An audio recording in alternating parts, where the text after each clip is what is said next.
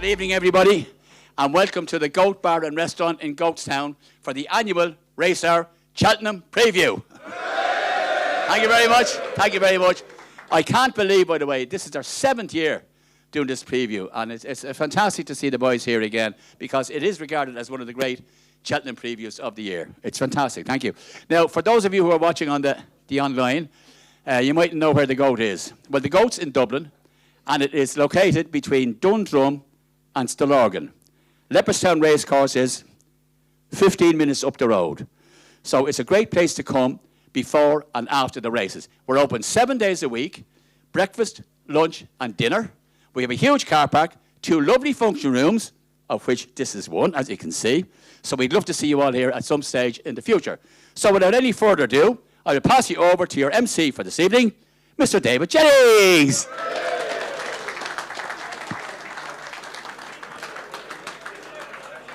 Come on, Johnny. Folks, thanks a million for coming to what Johnny said is the 7th running of the Racehour Cheltenham Preview, and joining myself, David Jennings from the Racing Post, to preview all the action at the 2025 Cheltenham Festival is, I suppose, the finest and the funniest tipster. He is the pride of Monaghan, Mr. Tony Keenan. I was expecting a bit better, Tony, to be honest with you. If I was in the crowd, I'd be giving it welly, let me tell you. Now it is the star striker on the Racehour Cheltenham Preview team. He turns up once a year, every year, for the big game, and he always scores the big goals. He is the one, the only Mr. Mikey Fogarty. Big money then. And we have a new addition. We have a couple of new additions on the panel tonight, but a big signing, just in the last week or so, big signing. I think it was 12.2 million. A Cheltenham Festival winning jockey, a 2-time Grade 1 winner, and he's got some cracking rides at this year's Cheltenham Festival. Ladies and gentlemen, Mr. Darragh O'Keefe.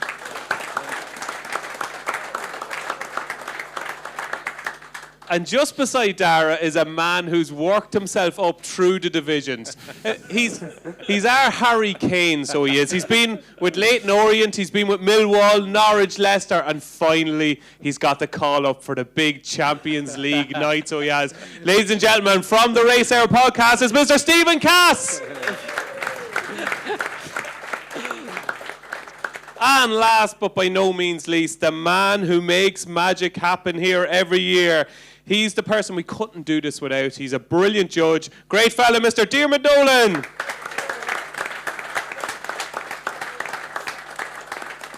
So just to talk you through the night, we're going to preview day 1, the Supreme, the Arkle, and the Champion Hurdle. Then we're going to rock on to day 2, the Turners, the Brown Advisory, the Champion Chase. Then we're going to do day 3, the Ryanair and the Stayers Hurdle. Then we're going to take a break, okay? And then when we come back after the break, we're going to do day 4, the Triumph Hurdle, the Albert Bartlett, and the Gold Cup. And then we're going to go through the Mayor's Races, the Champion Bumper and the Hunter's Chase, the Handicap Fancies. And chatting to the lads, we had a bite to eat beforehand. There's a few very left field selections in the handicaps that could be well backed in the next week, so stay tuned for that. We're going to have our charity bets, and then at the end, you get to have your say. And we want you to think of as many questions as you can, because Mikey doesn't want to go home. He said, how long does this last? And I said, 2.5 hours. He says, I want it to last 4 hours, okay? So think of as many questions as you can, just to make Mikey even narc here, okay? So there you go. That'll be the Q&A at the end. So we've got boosts throughout the night, so you'll see the various races on the screen coming up, and we're going to have boosts. So if one of our panelists fancy a horse, it's going to be boosted, okay? So stay tuned to find out what the boosts are. And finally, thanks to our sponsors, Betfred and Gambling.com. Betfred are our sponsors tonight. You'll see the prices on the screen, and they've got a phenomenal offer, so they have. So if you bet 10, you get 50 quid in free bets with Betfred. So click on the link in the screen to sign up to claim your 50 quid in free bets, and you'll see all the boosts there as well. So that's the housekeeping done and dusted. Now it is time to get on with the show. So let's kick off with our Supreme Novices Hurdle, and all the prices on your screen are non-runner, no bet. And as you can see, Kopek the Board is currently your 8-11 favourite. The new line, who's more than likely, 99% likely to go for the Turners, is 5-1. Salvatore Mundi is 6-1, along with Romeo Coolio. Work Ahead is 17-2. William Money is 10-1, and it is 16-1 bar. Mikey Fogarty, welcome back. Thanks, Steve. Kopek the Board is the big buzz horse, I suppose, of all the novice hurdlers going into the Cheltenham Festival. And he's crucially important as well because he's odds on. It's the first race. It's Willie Mullins. It's Paul Townend. He's sexy. He's got everything. Is he the real deal? On his Leopardstown run, he looks it anyway. Do I think he's it's going to be as formidable as that? Not so sure. I give Romeo Coolio a good chance. You just be worried about Kopek. Will he settle just with Cheltenham and all that? So very hard thing to do. Make the run like that and run Keenan and still win a Supreme. So Romeo Coolio 6-1 is a little bit of value each way for me. You're doing a lot of things in life at the minute. He helps with his brother, with all the horses, with Johnny. You play a bit of hurling still, don't you? Yeah. And you've a couple of other different nixers on the go. But one of the things you do every so often is you ride out in Willie Mullins' yard, okay? So you get to actually see all these horses in action. What is Kopek the board like behind the scenes? Because a lot of people are worried that his temperament might just get the better of him and he might just fizz a bit too much before the race. No, he's not bad at home. From what I seen him, I was actually surprised. He looks a grand ride. I wouldn't be worried from the home aspect. It's just, he looks a fairly sort of forward-going horse, and that'd be your only worry. Like if he settles, sure, you'd have to say he'll win. But Romeo Coolio was good in Leopardstown. He ran in Cheltenham last year, and Gordon will tune him up for a day as well. So I just don't think it'll be like he's 6-1 and one is 8-11. I just think it'll be a little bit closer than the betting suggests. Okay, so you're going for the value option maybe with Romeo Coolio at 6-1. Well, I go for the value option always, really. Most of the night I will. I'm not going to start saying I'm going to hop off this Saturday at 11, so. Right. Yeah. Okay. So you're starting as you mean to go on. Yeah. You've set the tone for the night. I could change my mind now. You know what I mean? As the night goes on. Yeah. I'll come back to you in about 2 or 3 minutes, right? Yeah. At the moment, Mikey, but that could change. Is with Romeo Coolio at 6-1. Darragh O'Keefe, you made a real name for yourself this season with Henry de Bromhead riding some big winners. Henry has got a decent hand here. Work Ahead is 17-2, and he's also got Skylord in here. Talk to me first of all about Work Ahead. We don't know that much about him because it was so foggy at Leopardstown over Christmas. But this horse has a big reputation at home, doesn't he? He does, yeah. He's, he obviously missed a bit of time and started off in Navan, ran really well that day. Just got a bit tired, but he jumped out in Leopardstown and put the field to the sword. Very good slick jumper. And he absolutely pissed up in a hot maiden hurdle. The form has been Frank's since, and he's coming here fresh and well, and he's been trained for the day, so he'll have his chance. He's a straightforward horse, and he'll run his race definitely. There you go. In 30 seconds, Darragh O'Keefe says it as it is. Yeah, he doesn't mince his words. No, absolutely not. You could ride Skylord in this, could you? Skylord, yeah, and he's a horse that is he just looking at on the phone there? He's about 25-1, I think. I could definitely see this if this was run at a strong pace. It would suit him. I rode him the last day in Punchestown, and I had to make the run on him, and it was probably the wrong thing to do. He's not a front runner. And, I'm just seeing Salvador Mundi is third favourite. I don't think there's that much of a difference between Skylord and him. I was only beaten 2 or 3 lengths after doing the donkey work. I was a bit keen in front. So, Skylord will be ridden to run well, and I think he could outrun his odds, and be placed. You rode in that Salvatore Mundi race, as you said there. What did you make of Salvatore Mundi? Did you come away that day thinking Salvatore Mundi is going to win the Supreme? I didn't, to be honest. He's... he did plenty wrong on the day, and you can see that he was keen. He didn't jump well, but I thought even last year he didn't jump well in the Triumph Hurdle as well. So look, he obviously has a big reputation, and he still won the last day. But I do think Kopek de Boards is probably a horse with more ability, and if he settles and acts well over there, he'll take all the beating. All the beating. And just with Work Ahead, everything gone well in the lead up to the race? Yeah, no, I see him yesterday. He looks brilliant, and as I said, he's been trained for the day, and he's a horse that he's lightly raised, obviously, but he's a bit of age in his side, so I think 2 of Henry's horses could definitely be in the mix. Okay, Stephen Cass, you've built up a huge following on the Racehour podcast, and I gave you a big introduction there. So kick us off with the winner of the opening race of the 2025 Cheltenham Festival. No pressure.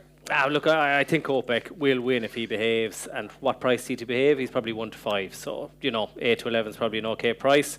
He's more in the Vautour and appreciated mould than a Gettybird or something. I don't think he's going to be a flop. I'd imagine they'll probably put a hood on him, which will help. And, Mikey would know better. They'll probably have all the tricks with earplugs and things to the start. But Willie normally gets it right. He's probably going to win. I'm mad about a horse in this race. I think he's hugely underrated. It's because he trained in England. But I think Tripoli Flyer is a proper horse and a proper 2-miler. Like, he would have won the Aintree Grade 2 bumper last year, but Paddy Brennan gave him absolute stones. Paddy was practically falling off him coming to the line, and a horse got by him. Like, that race. Big fan of the show, actually. Yeah. Paddy is watching in tonight. He'd be threatening to fight me now. Good and clever, Val Grand Master Mike. That was a good race, and he, like, his form this year. He beat a horse of John McConnell's, I can't remember his name, but he hammered him. And then the race of the weekend, I thought he was fierce impressive. Like, the horse he beat, Miami Magic's rated 139, and he absolutely kicked him out of the way. So he has to be bordering on 150. That'll get you placed in any Supreme. He's loads of speed. He's like a 2-miler from the 90s, and that he travels and then kicks away. So, geez, if he's there at the last now, I'd give him a right chance. Bit worried about him jumping right-handed. You'd be a small bit worried. But he's 20 to 1, or 16 to 1 with Betfred. I have to back him at that just because I like him so much. Okay, so a big shout out to Tripoli Flyer. But if all the horses were the same price, Kopek the board, yeah? Oh, geez, yeah. Like, even money would be a good price. Yeah, okay. Even money would be a good price. Kopek the board. Tony Keenan, how are you? I can't believe Cass is after having a cut at Paddy Brennan already. Like, Cass, I thought you were a lover, not a fighter. Paddy Brennan's definitely a fighter now. I don't know.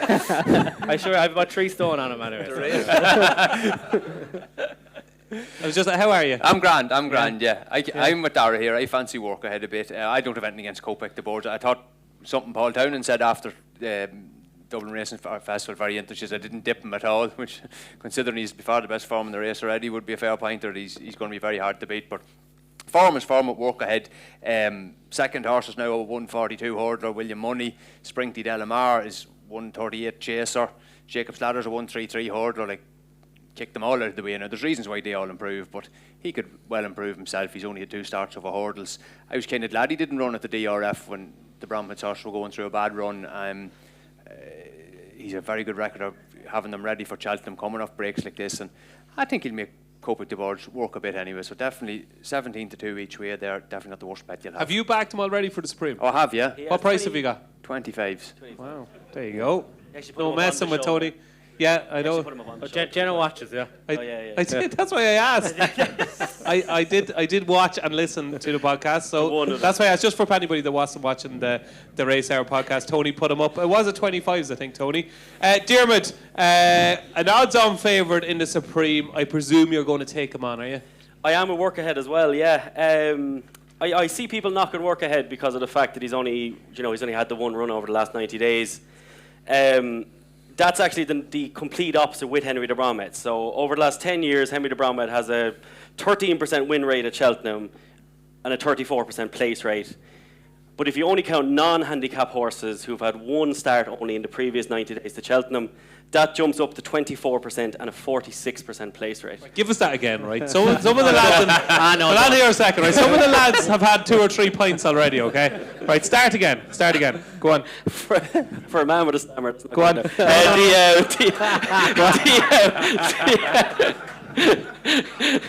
Henry de Bromhead normally at Cheltenham Festival, open board, right? He has a 13% win rate over the last 10 years. So 13% of his horses going to Cheltenham win, and 34% of them place, right? But just count the horses who've only had one start in the previous 90 days. So like all Willie Mullins horses generally would have 2 at the very least. Yeah. His horses have just the 1, but all of those horses who run in non-handicaps, a quarter of them win, and nearly half of them place. So work ahead, him only having one start here, 2 pre this, but only 1 start in the last 90 days. For any other trainer, that's a negative. But with how he has completely changed what he does, Henry de Bromhead, for work ahead, that's actually a positive based on pure stats. So a 44% place rating there at 17 to 2, I do think he's a very good bet. Give us that again. That's the best stat we'll be here all night. I've ever heard. The longest stat I've ever heard. This man doesn't sleep at all. He's awake at night, coming up with stats like that. Unbelievable stat. There we go. So we've a lot of love for work ahead on the panel. So just to go across the board here, Tony, you're very much a work ahead. Yep. Mikey, have you changed your mind? No, Kopek the birds. I thought you were with Romeo Coolio. And you don't pronounce the last letter I in don't French. do my homework as much as these guys, so I kind of have to listen the odd time. I just go with the race, look, but I'm going Kopek. You're going with Kopek. Yeah, Romeo Coolio each way. Just the 27 races to go afterwards. Darragh? I'd have a few quid each way in Skylord. Might be riding him, so. Okay, lovely. He wants the owners to hear this. Triply flyer for Yeah. Stephen and work ahead. Work ahead, yeah. For Diarmuid Nolan. There you go, we're up and running. That is the Supreme Novice Hurdle. It's going to be a corker. Moving on, I think there's 40-minute gaps. 40 minutes to the Arkle Novices Chase. And these again are non-runner, no bet. Prices from our sponsors Betfred, and Majborough is currently your 8 to 15 favourite. Majborough, Lodesud is 4 to 1. Ballyburn, who won't be running here, is 5 to 1. Django By is 7 to 1. Only By Night, who I think will be running here, is 9 to 1. Touch Me Not is 10 to 1, and it is 14 to 1 bar. Okay, stat man. Kick us off with a winner in the Arkle. So obviously, look, absolutely no bet here now because we are massive on Majborough always all year. Myself, Tony, and Cassidy, we've all backed him 7 to 2 when Sergino was running. We were all happy to take on Sergino with Majborough, so we're obviously very, Wow. very happy. Good ground. I'd still like him on that, yeah. Oh, no. He's streets ahead of these, Mikey, though. No. He's- Oh, these are, yeah. But That's what I mean, yeah, Not yeah. Sergino. No. On good ground, no. Couldn't have it. Well, sure, we won't find out anyway. But the No, it'd be a great race. It'd be a great race. but you know, as in, like, I did fancy him all year. Terrible So. that he's not here. Yeah, no, it is Cat. Yeah, he's somewhere. You love him, don't you? Sergino's the horse. He's the one. Yeah. You love him, yeah. But look, no. Quickly here, he wins, and to be honest, from an each-way point of view, there's enough races at Cheltenham. I'm happy just to be on my anti-post and sit and watch it. Yeah. Okay, so Majborough, he's won definite for the multiples, yeah? Majborough. I would. Yes, definitely. Okay, Steve-O, are you taking on this 8 to 15 shot? No, I can't. I was trying to think, DJ, you'd be good at this now. Like a big There's bull, not many things I'm good at now, so go easy. big bull of a horse that will clearly stay and has all the speed for 2 miles. I can't really remember a horse like him. Like he's a total freak. There's nothing within a stone of him. I think in this. Like Lodesud is a handicap hurdler. Django By the same. He said earlier on this year that he hadn't seen a chaser like him since. Well, Inspector Zachary, you said in the start for yeah. Well, yeah, I didn't say that publicly now. Yeah, I think like he's the best novice chase, like the best chase debut. That was it. Sorry. Sprinter Sacre, Galloping Deschamps, and him. That's what I thought. I just thought he was sensational, incredible speed. He could even make a blunder or two and still win. I think he's just that good. Absolutely, we could be making up time here. 2 votes from Ashburn. Tony Keenan, 3. Yeah, same as. Very impressive from 2 out the last 2 days. Just race over between 2 out and 1 out very, very quickly and game's up. Yeah, and the race caught up completely. No, and nothing each way against it either. Nothing each way against him. Okay. Darragh, are you likely to have a ride in the race? No, we'll have nothing in this. But yeah, like Majborough, I think if he jumps around, he will win. I thought, as soon as he got to the front the last day, the race was over. And I do think Gavin's mare, Only By Night, could have a good each way chance in this. She's a filly that, travels well, jumps well. And she'll be there to be picking up some of the placings, I think. Right, Mikey. You were I agree with you, by the way. I agree with you. I think Sergino. I can't believe a few of the lads what they said there. I think Sergino. Sergino is as good as it gets, isn't it? It's good a racehorse Yeah. I've seen in my lifetime. Absolutely, yeah. Unbelievable It's horse. his mind. It's his mind. I think it's what he did at the last in Kempton. And tired horses don't do that. He just snapped up. No, he's the best I've seen in a long time. Wow. What do you think? In his absence. If Sergino was in this, I think he'd give Majborough a race. I thought he was spectacular at Christmas, for a horse that they threw in as a sub to win a fight in fifth, and then to have the confidence in him to go on, and they knew Ballyburn was going to Kempton, and they weren't afraid to take him on. Okay, just because it's Mikey and because he's in good form, because the crowd are in good form, a stupid hypothetical question for the crowd. If Sergino and Majborough were both running, let's pretend he's not injured, okay? Hands up who'd fancy Sergino to beat Majborough. Oh, it's going to be 50-50. And hands up who fancies Majborough to beat Sergino. It's exactly 50-50, yeah. 47 all. That's what it was, 47 all there. Just counted them. Right, only on good ground now. At Marjorie, I think it'd beat him on heavy. Okay. In this Arkle, not heavier. in this Arkle, without Sergino I in the think race, how much of a good thing is on Marlborough? good ground, I think Low de Sud will be closer to Marlborough than people think. Wow. Yeah. And how close is that? I'd say about 3 or 4 lengths. Really? Yeah, I do, yeah. Wow, okay. Well, I've a massive, I think Dan Skelton's a genie, like, you know what I mean? I thought the ground in Sandown was heavy, and I thought Were you going with genie there, or did you mean to say genius? Oh, genie. Genie, right, okay. Fair enough. Did you ever hear that one, no? Should never doubt it, you. I Did you just hear thought that? you were- That lad's he's a genie. Yeah. Yeah. Maybe is it the Wexford thing? I've I heard just that. I just thought you forgot the last 2 letters. No, That's all. Yeah. He's a genie. Yeah. Yeah. So I give him a I do. I think it'll be with the ground being coming around. I think it'll be closer than the betting suggests. So at 4-1 each way, you think he's pretty solid play? Oh, have your life on him. For that. He will be second. Like they're 2 best horses in the race. Yeah, we are advocates of responsible gambling here, by the way.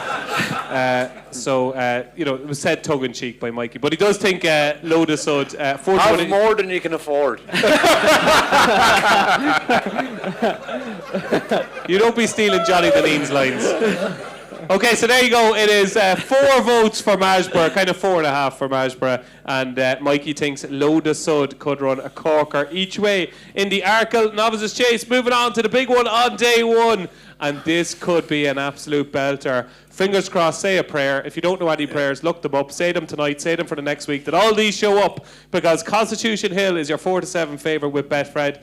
Brighter Days Ahead is 2-1. Lossiemouth is 4-1. Statement is 6-1. Burnett Road 25-1. Golden Ace 25-1. 40-1 Bar. Tony Keenan. We're all in good form. We're all in good humour. These are all running. None of this negative nonsense saying that something is going to go for the Mayor's Hurdle. They're not. They're all going to run here. What wins? I don't know. It won't be Willie Mullins anyway. Is that a good start, mate? You're ruling out the 2 Willie Mullins. I am. Look, I thought the 2 boys give 2 stones a rides in Leopardstown. I don't know what they were at. Mullins said they've no instructions. Jesus, looked like it too. Cheltenham isn't whatever 5 or 6 weeks. One lad is coming off a terrible run at Christmas, and the other girl is coming off a kind of flat run.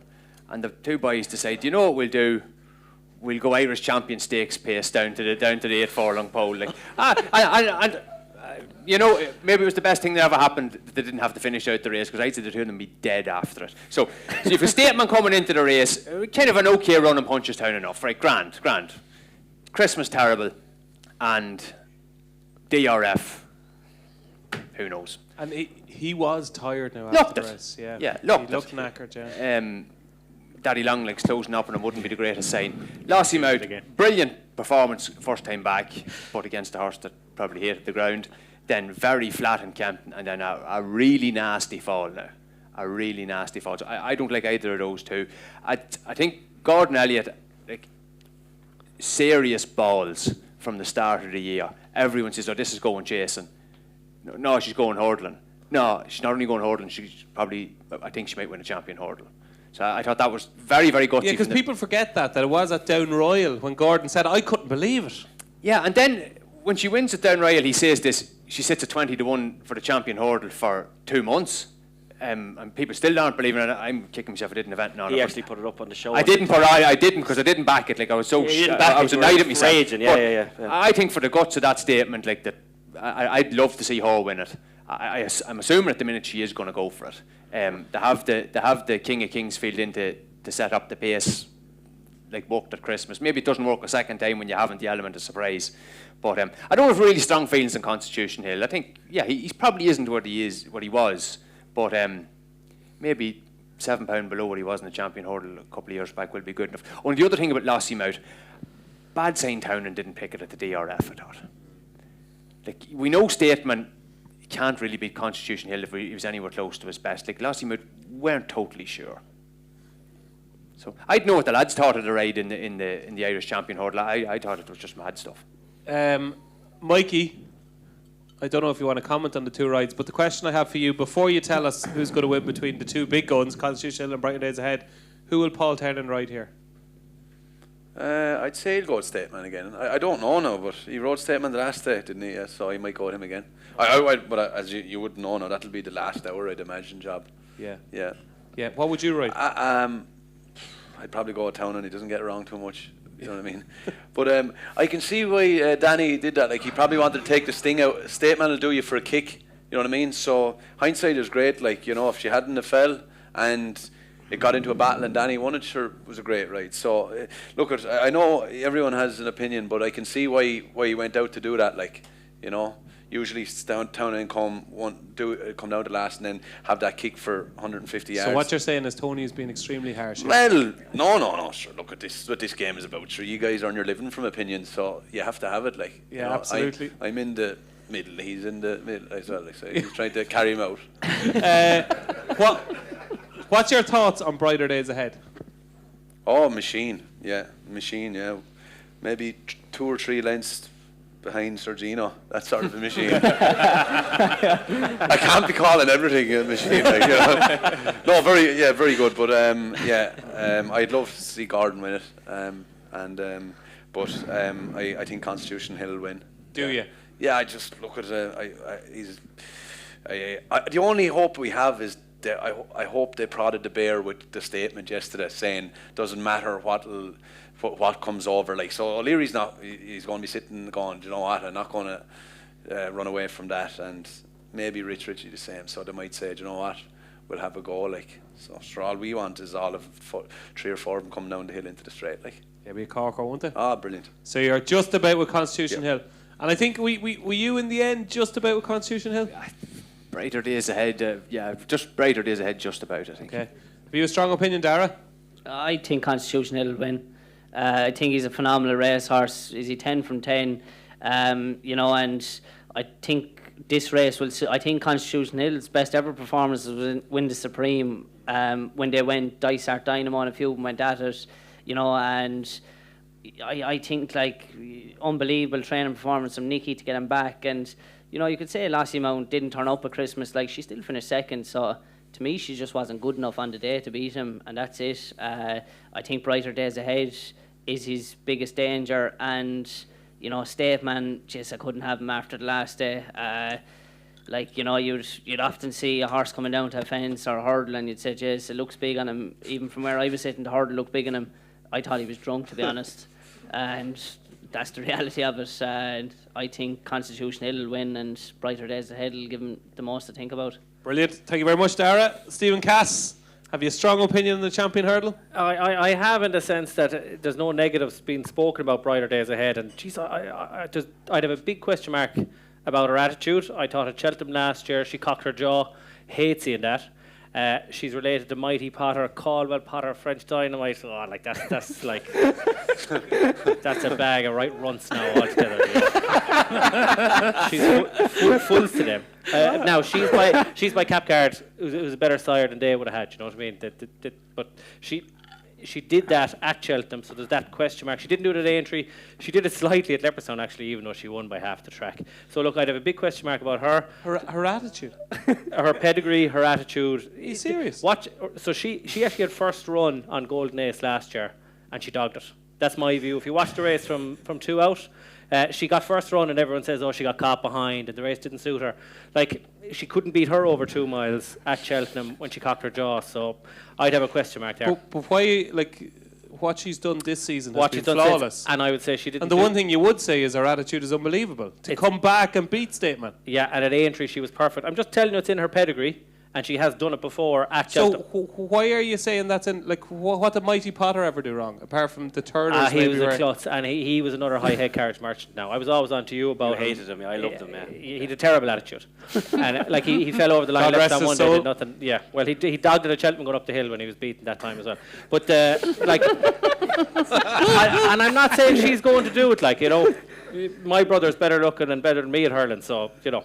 But Lassie Mount, you couldn't have her on the fall, and I thought she looked out of love at the game. At Kempton, I had her written off after 2 hurdles that she'll never win another race. But in fairness, she recovered. I'd say that was the genius of Town and more than anything.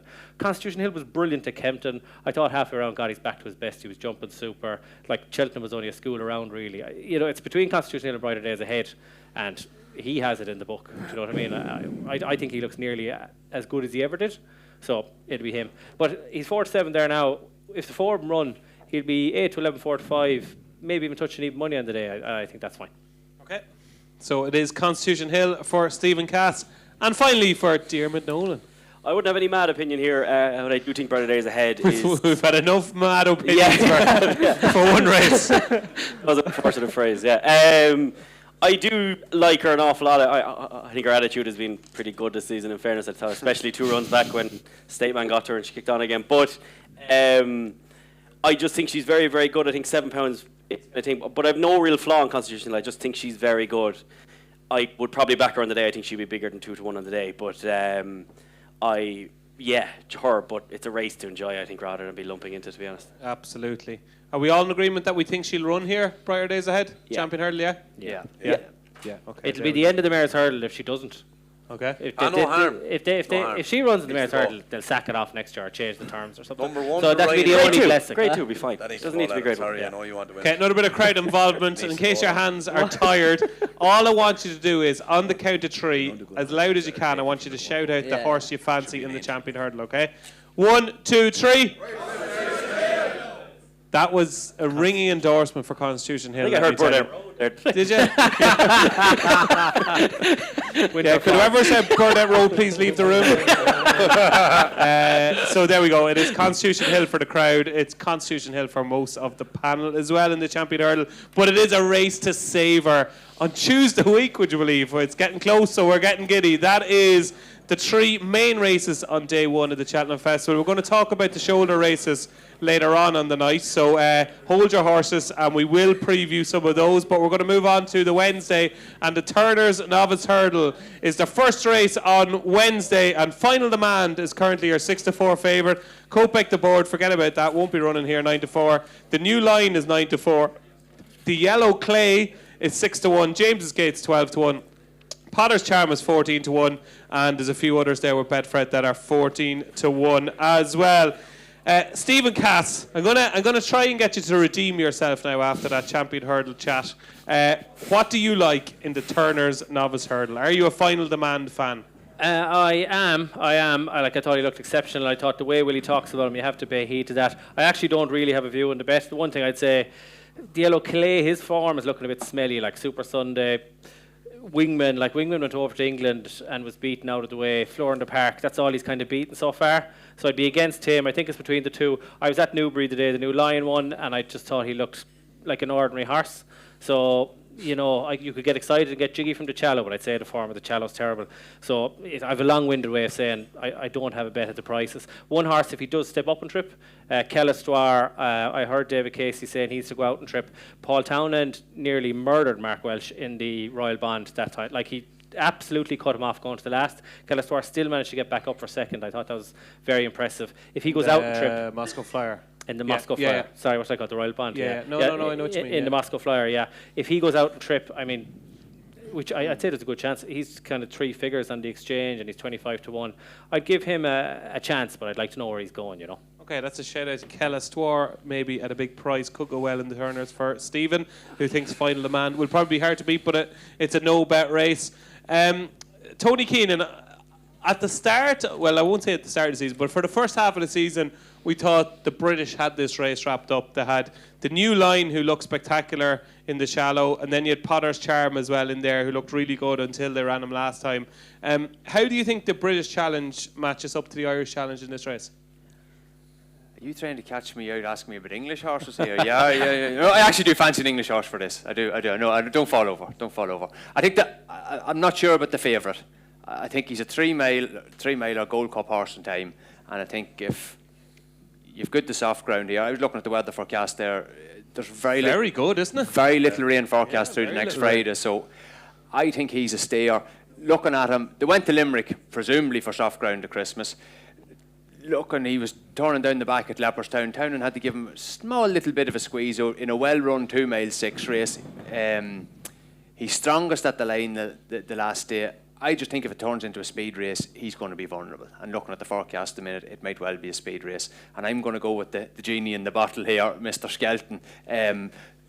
He's not a genius, but he's a genius. Well, some of the handicap winners he pulled out last year, I think Mikey was dead on. It was genie rather than genius. Some people were asking a few questions, all right, where the form came from. But anyway, I kind of do like the New Lane. I think he's a speedy kind of horse, and I think this race might suit him if the forecast plays out as well. I was a little bit surprised that Gordon Elliott was going here with the yellow clay. I thought he might go for the Bartlett, where he would, be a short price favourite rather than come in here and take on. I suppose he's got Wingman and the same owners for the Bartlett.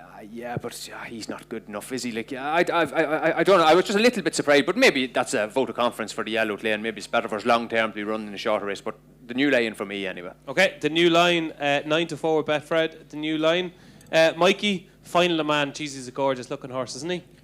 Yeah, gorgeous horse. Matty Flynn won a point with him. And I agree with Tony. Maybe if the ground keeps drying out, you could Kopek the boards could or the New Line could do him for a bit of tow. Yeah, I don't really have a strong opinion, but I like the New Line as well. Yeah, I think I give him a chance. Okay, fair enough. The New Line for Mikey as well. Darragh, you've obviously ridden against a couple of these. Did any of them catch your eye? Yeah, look, a top final demand was very impressive in Leopardstown, and I'd agree with the lads about the ground. I think, the softer the ground, the better his chances, and I'd say he's going to be a real staying chaser in the making. The New Line is the one that I thought as well in the Challow. He might not beat a whole lot. I think the second horse might have won in Weatherby there recently, but just thought he was visually, he seems a speedy, quick horse, jumps well, it's just interesting that the colours he's wearing now, we all know how shrewd they are, and the price tag he'd have probably cost. I don't think they would have went to whatever he cost, so I think it's a shrewd buy, and I think the Skeletons are, as they've targeted the Cheltenham before, so he'd be the one I'd be going with here, the New Line. Okay, so a lot of love for the New Line, a 9-4 with Betfred. And Diarmuid, are you a New Line fan? I think England will win the race, but I think with a different horse. Final Le Mans, I'd share the concern. My concern with the form of the DRF is simply that the second favourites bombed out in both races. They both ran through rather straightforward. So I would be happy enough to not challenge him, bold and visually, but try and find an each way angle against them. I really like 6 Mile Bridge here. I thought that was a really strong performance last time. I think 16-1 is absolutely huge. On a line, really crude line through Bill Joyce in third. He's beaten Bill Joyce further than the New Line did. I think that form kind of got written off because Potter's Charm. They came out after and said that What's your thoughts on Potter's Charm that day? Do you think that's as good as Potter's Charm is, and you think 6 Mile Bridge is just better than him? No, but I don't. Let's say I think he kind of underfired, but he was beaten by 8 lengths. It's not like there was a length or two there. It was 8 lengths, and I thought 6 Mile Bridge just kind of kept finding. He also has form on good to soft ground. You have to forgive Cheltenham last year, but he just bombed out there. He just ran no race at all. Fergal O'Brien's going to play around with with different parts of headgear. I think 16-1 for a horse who was talked up as highly as Ben Piley has talked him, and the fact that form-wise he's not that far off the New Line and he's beaten Potter's Charm. I just think 16-1 of a 6 Miles Bridge is huge, absolutely huge. And Fergal O'Brien needs that first festival winner, so hopefully this. We might get a special on Fergal O'Brien top trainer the way we're going here. Yeah, Fergal O'Brien's having a great week so far. Okay. All the novice are. Yeah. Was now Howard Johnson, Graham Wiley, I think, was it 2005 the won boat race? Yeah. So there you go. It's 3 votes for the New Line. It is 1 for Final Demand. You're on your own there with Final Demand almost, Stephen. And 6 Mile Bridge, Diarmuid Nolan gives a shout out to at 16-1 with Betfred. Moving on to the Brown Advisory Novices Chase. And this is going to be very interesting, folks, because Ballyburn has split opinion up and down the country in both nations over the last 2 weeks. A lot of people taking him on. A lot of people can't see him beaten. It'll be interesting to see what our panel think. He is currently your 7-4 favourite with Betfred. Dancing City is 11-4. Better Days Ahead is 8-1. Crow Park is 9-1. Lecky Watson is 10-1. Django Boy is 10-1, and it's 12-1 bar. And we have a boost, ladies and gentlemen, because a member of our panel is extremely keen on a horse that's not even on that list, would you believe? And it is 16 to 1, boosted from 12 to 1 with Betfred. And that is Stellar Story. So, Mr. Stephen Cass, you have Non-runner, no bet as well. Non-runner, no bet as well. And these boosts, are to be released on Thursday evening, not tonight. So everyone here, sign up and get them tomorrow. All of them are there on a link on the screen. They'll all follow through there. And I was just about to say that. all the links are Betfred. I don't trust you, but Betfred they're great. Yeah, cheers for that, Diarmuid. Copy out of the hole. Right, Stephen Cass. I'll give you. Do you know what I'll do? I'll give you 2 minutes. You have 2 minutes to convince everybody here why Stellar Story should be backed on the Betfred site at the boosted 16 to 1, and your time starts now. Okay, I don't think it's a difficult argument to make. I mean, if you watch the Bartlett back last year, he beat the Jukebox Man, fantastic horse. Shame he's missing Cheltenham. He kicked Dancing City out of the way. Dancing City seems to be kind of all the hipsters' choice, but like his form is a bit, beat bioluminescence. It's not there. He hasn't done it. I think like he was good, obviously, at Punchestown Aintree, but at Cheltenham, kicked out of the way. Cheltenham form, soft ground will be important to him now. I think no bet's important, but we're getting that with the 16s. He's an absolute stayer. So the question mark with him is his jumping. Like that's the issue. He jumped terrible at Leopardstown at Christmas, of course. We couldn't quite see it in the fog, but we know he was terrible. I think he actually has an unusual jumping method in that he kind of kicks his back, legs skews out to his left, and I think the last.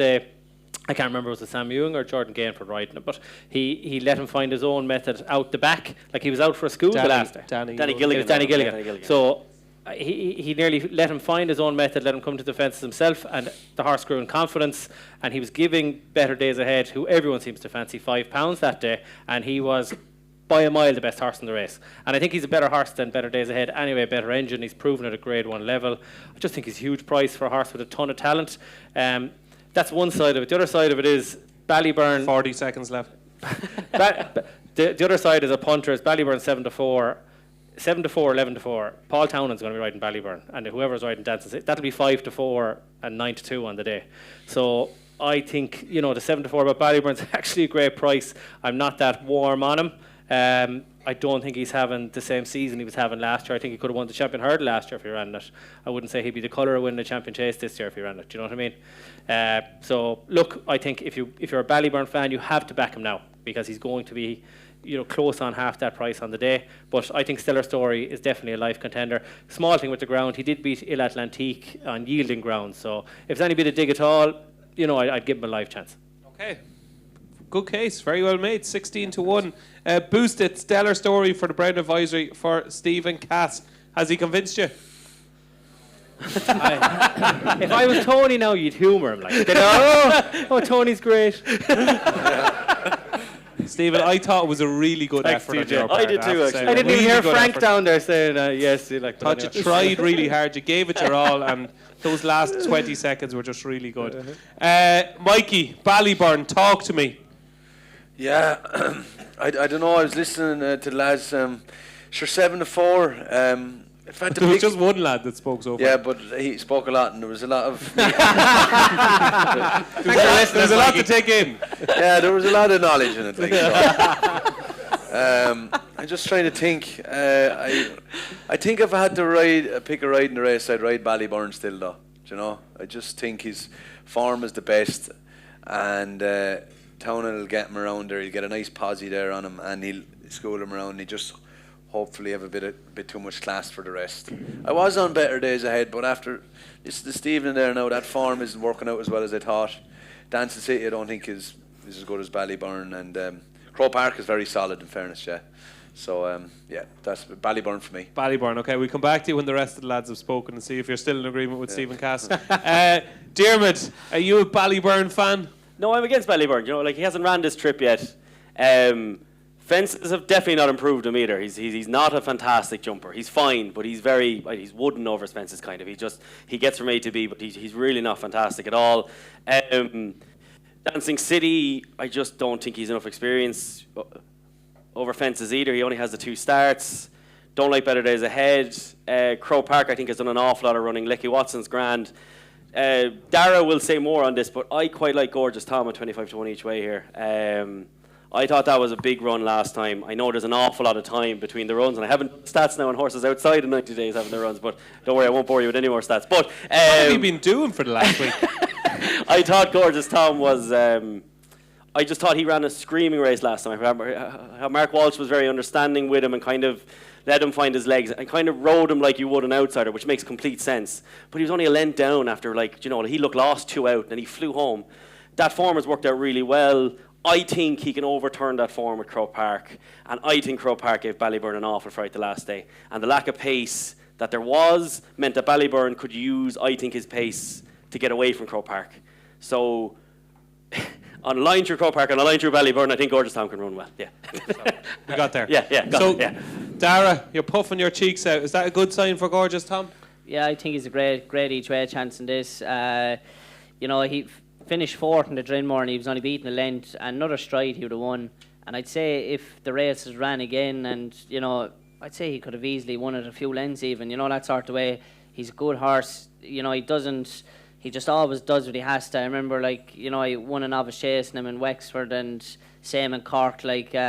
Just has a real turn of foot, and I think stepping up to this trip will suit him. He's a good ride. Is he good enough though? This is the Brown Advisory. This is Ballyburn dancing. Is he I'd good be enough? absolutely shocked. Croke Park. How on a scale of 1 to falling on the ground? I could go. I don't actually know anything about this game anymore. If he won, No chance. no chance. Yeah. No. I think he's as good Ugly a chance as Dancing City and the likes of Croke Park. Croke Park was in front jumping the last day. That was a falsy run, Ginmore. No, this is Leopardstown. No, the Croke Park and Ballyburn. No, but Gorgeous Town ran against Croke Park and Ginmore. Yeah, it was. But if it was ran, Diarmuid was who made that point. if You're right in Gorgeous Town. You have to talk about it. He wants to have a go with me here, Darragh. if the Drinmore was run Your at last a proper two. gallop, Gorgeous Town would have won easily. 6 mile bridge. If the which, sorry? If the Drinmore was ran at a proper gallop, I But think you're Gorgeous better Town would have form won than me. easy. And as regards his reputation around the yard, Darragh, is he does Henry and everybody around the horse, do they kind of talk about him as though he's a proper horse? Yeah, they are probably since more recently. I think he's a horse that just always does what he has to. He won his maiden hurdle. He just always beats an average He beat horse. Mr. That's different. He beat Mr. He never Giff said that. at That's a different story. Yeah. He beat Mr. Giff at he Punchestown. did. You don't If beat he only Mr. does enough, that's a different story. Yeah. He could be But good. still, horse. that's not a great... No, Mikey, you said your piece there, Mikey. Oh, I take it back. He wouldn't win a seller, you said. I didn't. He's got a good break, and again, he's been trained for this, and he looks fantastic. And Are you going to ride him? I hope so. And He is after this spiel. We'll stay talking about him here for another while. He's a gorgeous horse. Yeah. This is a proper love letter, Darragh. What was the story with just running him in a Galway hurdle now? If you think he's going to be a Brown Advisory horse 9 months later and he's pitching up and he's 7-1 in the Galway hurdle, I'm just asking. I think he's a 3 mile myself. I just think why is he running a sharp 2 mile handicap hurdle 9 months ago? It was kind of more. I don't think Henry was too keen on the Galway hurdle, and I think when he beat Mr. Giff in Punchestown, everyone was looking at his mark, and we were like, he was set to go chasing, and I think they just said with his mark over hurdles, there's only one Galway hurdle. If it works, it works, and it obviously didn't. And then he went chasing, and obviously he was in for the summer, so he had to get a break. Yeah. Good answer, Tony. Actually, good answer. Yeah. Blame the owner. Henry get a horse to jump fast. If there's any man training, it's Henry Bromhead will get a horse to jump fast. Well, according to you, God Almighty wouldn't train him to win this race. No, I didn't. I just thought to win it it's a bit of a jump, but he said he only does enough now, so. That's a different story. He'd love that drying ground. I don't know the horse really. Yeah. He's a lovely horse. He's gorgeous. Oh, lovely. Best of luck, Darragh, if you do get the ride on Gorgeous Tom, and certainly we can see where you're coming from, right, Tony? We know you don't like Gorgeous Tom. What do you fancy in the Brown Advisory? You could have give a minute and 50 seconds out of my 2 minutes to Stephen. I have studied the race. I have no opinion, and I'm not wasting people's time talking any more about it. None. No. Not 50. So. Your time is done. Your time is done. Keith could win it, Jed. I think you're wrong, and I'll tell you what. You think Stellar Story was miles the best horse in Navan. I don't think he was at all.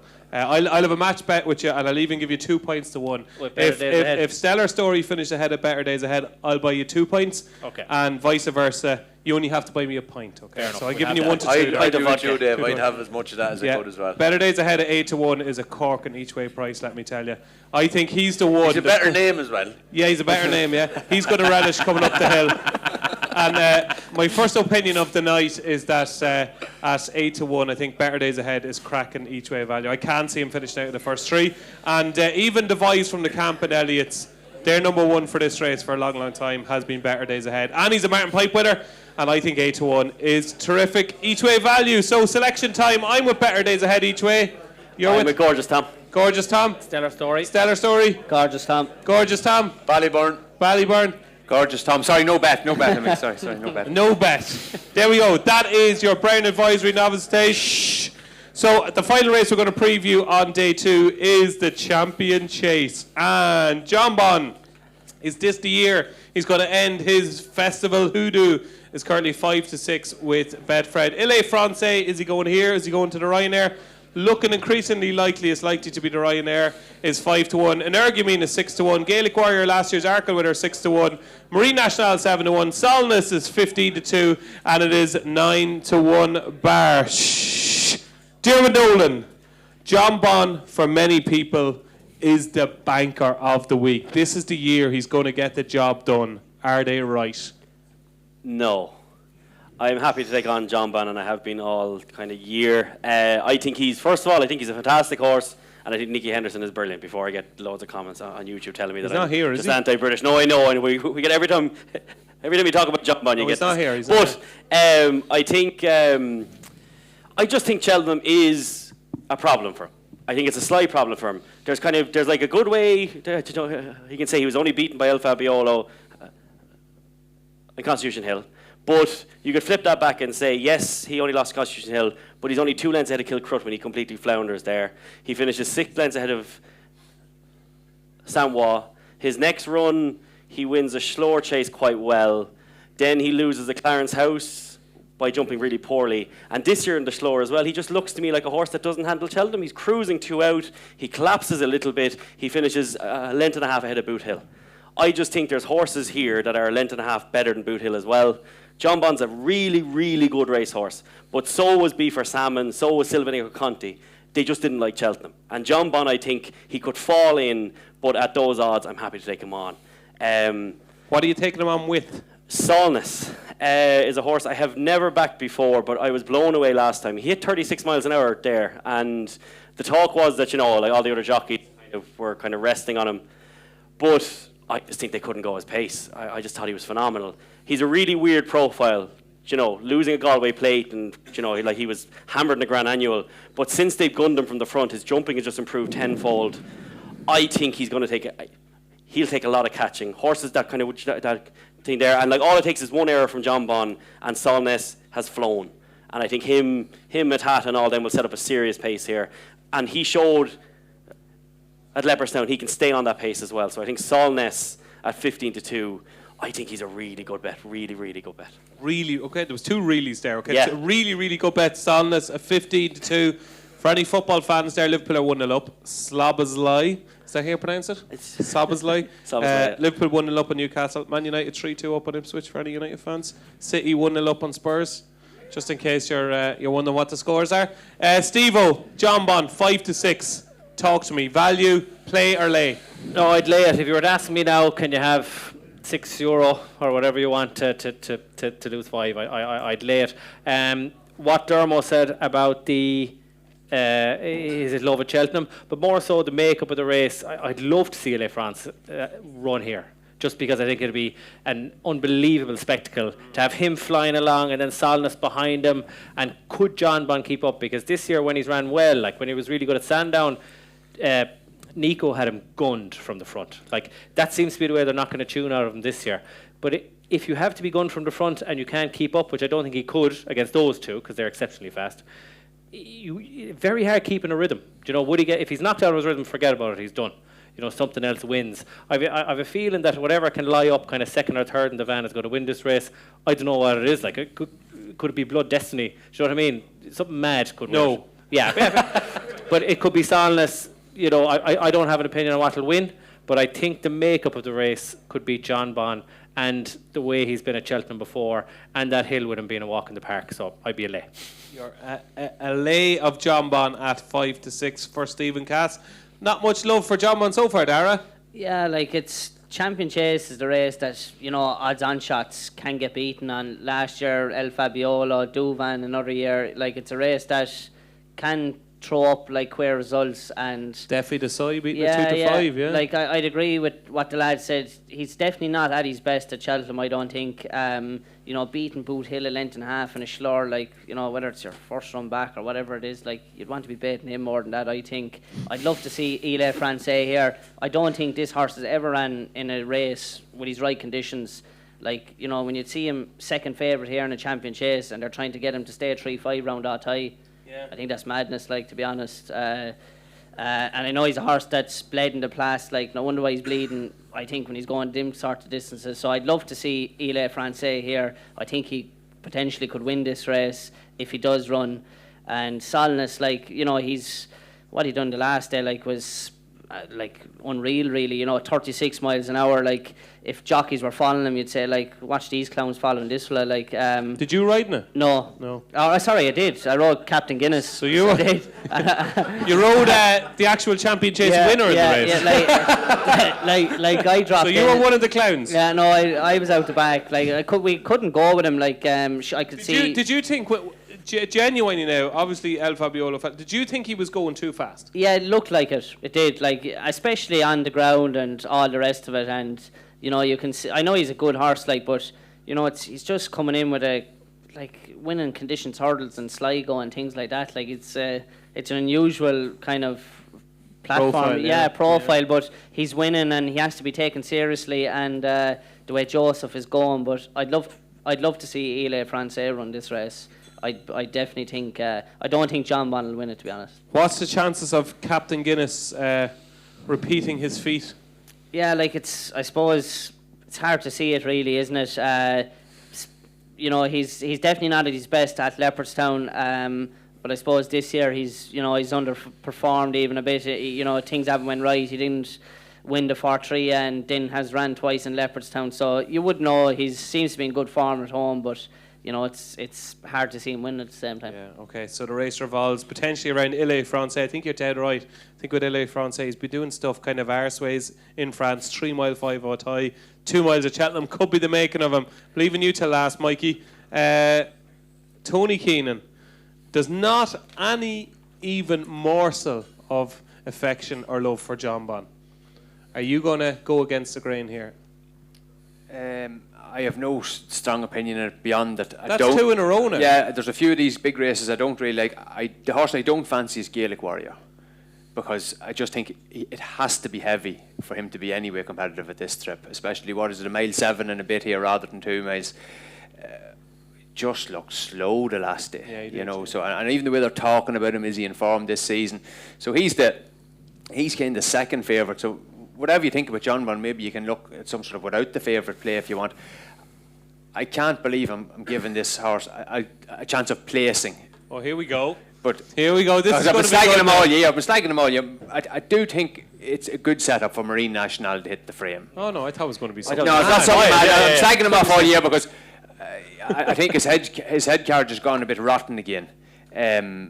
But going back to Cheltenham, going back to a race where, look, even if the French horse isn't in it, like Matata's probably going to take on Solness in front anyway. He's a bit of a mad one too.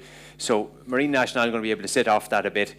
He did a lot of running from 3 out to the last in Leopardstown. Maybe his stamina just found him out a bit there. Coming down and trip a little bit will suit. Like Cheltenham, we worry for Solness as well. Whether Marine National, we know, is very effective around Cheltenham. So I think him to place, but I just don't know, does he want to put his head in front in the last 100 yards? He hasn't wanted this season now anyway. Okay, that is Marine National. I thought you were going to pluck like Sinisi or something out of the thing there, 300 to 1. And you come up with Marine National at 7 to 1. Okay, so Marine National, Tony has given a shout out to. Now, Mikey, I've given you a chance to absorb all the opinions, right? So you've heard these 4 genii, is that the plural of geniuses? Yeah. You've heard them all talking, you've a chance to absorb it all. Have you your own opinion, or are you just going to kind of row in behind one of the No, I lads? have my own opinion. Right, go for it. John Bond's a certainty. Absolute certainty. Of all the short price big races, he's the biggest certainty of them all. Right, go on. You have to convince us now, Mikey. This has to be good, okay? Because you're 4 against you. Tell us why. Francais is not running, apparently. I'd love to see him in it, right? He's not running it. Energy Mean, sure, I don't know if he's the same horse. Gaelic Warriors, a bit disappointing. Marine National, Solness. I think Solness got away a little bit in Leopardstown. And John Bond's a certainty. If the ground is good and not heavy, John Bond's a cert. Okay, so are you worried about the Cheltenham factor for John Bond? Not at all. Not at all. So I was like you. I was exactly the same as you. I thought it was a load of nonsense. And then we had a show. I'd just be nervous the heavy ground. The Irish trainer sometimes can. Do you know what I mean? Like, the English horses aren't as good. We had a show in the Racing Post, and it was on one Saturday morning, and I made the exact point as you that this is overplayed about John Bond. He'll be fine. He's won a Schlor before. He hammered Edwardstone last season. And also on the show was Aidan Coleman, who used to ride the horse. And Aidan said, no, it's a massive factor. He said he is 100% not the same horse at Cheltenham as he is at Sandown. Yeah. And that scared the living daylights out of me. He jumped off after the Arkle, didn't he? He got off at the Arkle, and he said after that race that he was very flat. He just said Cheltenham doesn't suit this horse, he reckons. To be fair, not criticism of Aidan Coleman, I think was a fabulous jockey, but like he does seem to have improved for Nico's more forceful tactics as well. Like Aidan was holding him back, and he got out of his rhythm, kind of, whereas he's been given his head now, and he's been more attacking, and that does suit him. So he could have improved for that as well. But then he's going to beat Boot Hill this season, length and a half, So there's two sides to it. Yeah, absolutely. But Mikey, you're with John Bond. Cert. Okay, I do think John Bond will win as well. Tony, you're with Marine National each way. Flaky. Yeah. Darragh. To be honest, I don't know what to be with, but I think I'm not sure. I think anything could win it the way the race will be run. But as I said, I'd love to see Ile Francais in this. If he runs it, I think he'll win. Yeah, absolutely. Ile Francais would be great. If we have any French viewers, maybe hopefully you can convince them to run in the Champion Chase, because I agree. I think it's the right race for Ile Francais. Steve-O, in the end, you were with just against John Bond. Lay John Bond and even money have the field going for me. Okay, Mikey might back John Bond with you there if you want to have a little discussion there at the break. And Diarmuid, you're with Solness. Solness at 15-2. That is your Queen Mother Champion Chase. And we're going to preview 2 races now on Thursday before you get your break, because for the second half we want to talk about the handicaps and the mares races and get your questions in and get the charity bets. So we're going to squeeze 2 races in now before the break. And the first of those is the Ryanair Chase. In fact, the file is 6-4. Ile Francais, who looks likely to run here, is 3-1. Gaelic Warrior 7-2. Banbridge 4-1. Likely to run in the Gold Cup. Last year's winner, Protector, at his 5-1. Spillans Tower, a lot of kind of vibes recently, thinking he's going to wait for Aintree, is 6-1. And it is 7-1 bar. Right, Tony, you've been lukewarm in the last couple of races we previewed. You haven't had a strong opinion. Have you got a big, massive... No, I've one for the next race. I've one for the next race. Finish the question. I'm just telling you, no. I think Henry de Bromhead... getting in there early. Yeah, I don't be wasting people's time. I think Henry de Bromhead's 2 outsiders have bits and pieces of chances. Jungle Boogie, who didn't get home in the Gold Cup last year, and Heartwood, who didn't stay the 3 mile race at Leopardstown at Christmas. Are they good enough? I'm not sure. But the fact of failure, something just doesn't ring through with me, the way he's racing Keenan, and they're going to have to drop him out in this race, and hold up horses don't have a great record in this race. I just wouldn't be in love with him now at 6-4. He's one who won't be backing anyway. Okay, so you're kind of against Factor File. Darragh, Tony spoke there about Jungle Boogie and Heartwood. A lot of shrewdies are fancying Heartwood at big prices. He's also got, of course, Envoy Alain in this race last year, 2nd. So Henry is a strong hand here. Do you know what you're riding yet? I don't, to be honest. What would you like, right? I'm Henry now. Darragh, how's it going? You can ride any of these 3 in the race. What would you like to ride? I have a soft spot for Jungle Boogie. I think he's a horse that is 11 now, but he's ran like 7 times and he's won like 5 from 7 or something like that. I think he's a serious horse. He's obviously had a lot of problems, but you know, even to look at him and sit up on him, he's a monster. You know, he won an Ascot right-handed, jumped left all the way, and like won as he liked. Like if he didn't jump left, he'd have won the length of the straight.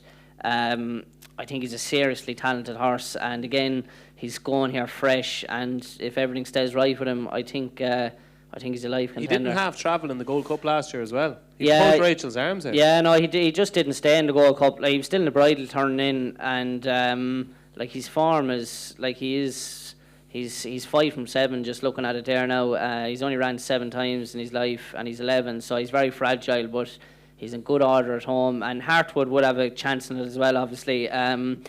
You know, he didn't stay in at Christmas, and Enwal, Alan, you know, I won the race in Downright at him, and you know things didn't work out for him in Kempton again. So he's 11 now as well, but he's in good nick as well at home, and you know you can never discount him. So I think Henry could have three live contenders in it. Okay, but I'm getting the vibe from you that Jungle Boogie is potentially the number 1. Yeah. So Jungle Boogie is a decent price here at Betfred as well. So good shout out for Jungle Boogie there for Darragh O'Keefe. Stephen Cass, the Ryanair Factifile 6-4. Look, it hasn't been confirmed yet that he definitely runs in this race. Obviously, also in the Gold Cup, but it looks like he's going to run here. Is this one of these 6-4 shots that should be odds on, and 6-4 is actually value? I wouldn't like to be laying it, you know. I think 6-4 is fine if you want to back him.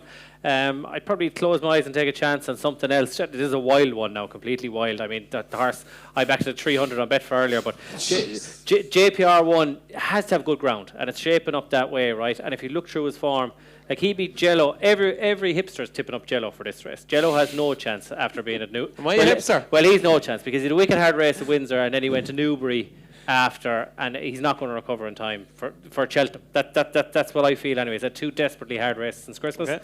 But he kicked Jello out of the way, giving him weight at Exeter early on in the season. He's crying out for a step up and trip. You could back him. Surely it's 300 to 1 that he runs in this race. Jeez, well, it's this or what? He wants the Grand Annual. JPR1 wants that too. He will. I think pedigree-wise, him as a home. He'll stay. Not a home. His brother won a pint of wine. He always looks like he'd stay to me. He likes Cheltenham. Remember, he unseated that day. He was going to bolt up on the old course. I really fancy him for the Grand Annual. I think he'll win the Grand Annual. I will give you 10 to 1 that he runs in the Ryanair. Well, it's looking like that, I suppose. But look, that's just a wild one. I don't think there's any chance in a Queen Mother anyway. You know, and I think there could be improvement if they step him up and trip. Okay. And if the ground dries out during the week, you'd be worried now he's going to run the Grand Annual. But sure, back him for that as well. Made a great case. Yeah, I fancy him for. Yeah, you did. But I actually do give him a big shout in the Grand Annual JPR1. I think he's 156, but I think he's got a cracking chance in the Grand Annual. But you're more of a fan than a foe of Factifile. I'd probably just leave him just at 6-4. Yeah, hands up. I won't do anything. Where do you stand with Factifile, there, Mo? I'd be taking him on just because I just think he's been half trained to kind of relax a bit more over that trip this season. I know he's switching back and he's potentially switching back and he is trained by a genius. But I would just be looking to take him on. I like a horse that's targeted at this race. Now I know there is loads of examples like Vittor, etc. But I do like a horse who's been gunned for this. I thought Protectorate was as good as I've ever seen him last time. I thought he was absolutely brilliant. Again, another horse I've never backed before, but I thought at Windsor he was outstanding. And last year he just kept finding. He looked in big trouble. Envy Allen travelled up behind him, and he just kept finding. He stays this trip really well. He loves Cheltenham, and while Factifile, he's the sexy type. I think he could get the Protectorate, who might just keep finding again. And 5 to 1 for a horse who's coming back again, and who's looked as good as ever. Huge price, I think. Absolutely massive. Huge price. Protector, last year's winner to go back to back for Diarmuid, Nolan, and Mikey. Factifile. Have you ever sat in him? Yeah. What's he like? Lovely, big, gorgeous horse. Yeah, lovely horse. Will he win the Ryanair? I don't know. I've a soft spot for Jungle Boogie. I used to ride him when he was young horse from Willie's, and I agree with Diarmuid. I think Protectorate is the one to beat. So, but Jungle Boogie at 33 to 1 it'd be lovely, and sure, Factifile he'd be thereabouts. So, 16's now running a bet there with Betfred, which is probably the way to play it, just in case he's Jungle fragile. Boogie. So you get your money back now if he doesn't run there. So Jungle Betfred. Boogie, 16s, non-runner, no No bet. bet, yeah. You're happy with that, Mike? Yeah. Oh no, yeah, exactly. Yeah. It's a race that should be an entry though, really. Like it's taken from the Gold Cup, like You think so, yeah? 100%. Yeah, Tom Siegel made this point yesterday. He said he doesn't think there should be a Ryanair Chase. No. Do you agree, yeah? Oh, every year I say this to you, and He does say it here every You're year, just like, oh, sure, yeah, sure. Of course it does. It dilutes our big race. Like, sure, there might be only 8 or 9 in the Gold Cup now, or something like. Or 5. Yeah, Yeah, like, but you know what I mean? there's- Like, you want fact of filing, you want like those protectorates and all. Like, let them go to Aintree. Yeah, there's only 170 horse in the Gold Cup this year. What Mikey says is dead on. Like you can make a case, there's a lot of classy horses are here instead. Like for one, that's a long time since there's been a week of Gold Cup in terms of ratings. Like Galloping the Champs, obviously the only one. Like, I just watched a little, in preparation for tonight, I watched a little bit of last year's show, and David Mullins sat beside you last year. You were fighting all night. But David Mullins made one point about fact to file. He said, if we're back here next year, he said, which he's not, but you are, David said that fact to file would be 4-1 or lower in a Gold Cup, and he'd have a great chance in it. Why has fact to file not just made the jump to superstar status? Is it just because of Galloping the Champs? Do you think if there was no Galloping the Champs, he'd win a Gold Cup? Oh, of course, he'd have a right chance in it, but yeah, like sure, I would think if Galloping the Champs wasn't in the Gold Cup, Fact to File would be running in the Gold Cup, like. Yeah. And you think he'd win a Gold Cup without fact to file? Is he that good? Without Galloping the Champs, you mean? Without Galloping the Champs, sorry. Yeah. Look at you don't, how long is a piece of string? You don't know. So, Which I'm just saying. in other words, it's a stupid question. Yeah. Yeah, but sure, he should be, like he's a Gold Cup horse, like you know what I mean. He should be in it. Well, I know. Yeah. Well, Okay. I can't understand it, like with the big owners. I cannot understand like not wanting to have your horses in the best race. Like these guys have had several winners. You know what I mean? I know they all aren't winners, but I cannot understand. you're it. romantic, Mikey. No. But you're I'm not. You're a boring I so like and so if to- you're running the Ryanair rod. in the No, Gold it's Cup. not even that. I love watching the best sports Yeah. and the best people, and that's what gives me a thrill. Whether it's you finish second or third, I get more of a kick out of that than just lesser races. Winning. Well, Yeah. look at the novice race this year, DJ. Like if the Turners was still there, Ballyburn would be 4-7 in that, Madge would be 4-7, and Dancing City would be 10-11 in the RSA. Do you know? Get rid of the middle distances, much better. Yeah, fair point. Well made, lads. So, selection time. Tony, I know you had no strong opinion, but what was your selection? Jungle Boogie, of Jungle course. Boogie, Yeah. Mikey. Jungle Boogie, Darragh. Jungle Boogie, Stephen. JPR1 if he runs, JPR no bet, I suppose. Yeah. Okay, and Protectorate. Protectorate. And I do think Jello will run a cracker in this. I disagree. I think he'd be fine getting over at Newbury. I don't think he had that hard of a race. Okay, moving on to the final race we're going to preview before the break. It is the Stairs Hurdle. And Tihupu, last year's winner, is your 10-11 favourite. Home by the Lee, 6-1, running the race for the 4th time, would you believe, home by the Lee. Lucky Place is 7-1. The Wall Park is 10-1. Rocky's Diamond is 14-1. Langer Dan is 16-1. And it is 16-1 bar. And we have a boost in this race, would you believe? We have a boost. And you know what a boost means? A boost means that somebody on the panel has a strong fancy in this race. And that boost, from 7-1 out to 9-1, comes from the man who makes magic happen on this stage every year, Mr. Diarmuid Nolan. It's Lucky Place. Yeah, so just click on the link in the screen there, €50 on free bets, and then plough on with the boost as well. Lucky Place was, I just think he's really, really good, Dave. I thought in the Ask a Hurdle first time out this season, he was brilliant. Then in the Railkeel Hurdle, he gives £6 to Gowl Road and beats him. And Gowl Road goes on afterwards and wins the Cleve Hurdle. And Lucky Place comfortably beat him that day. And last season, he came...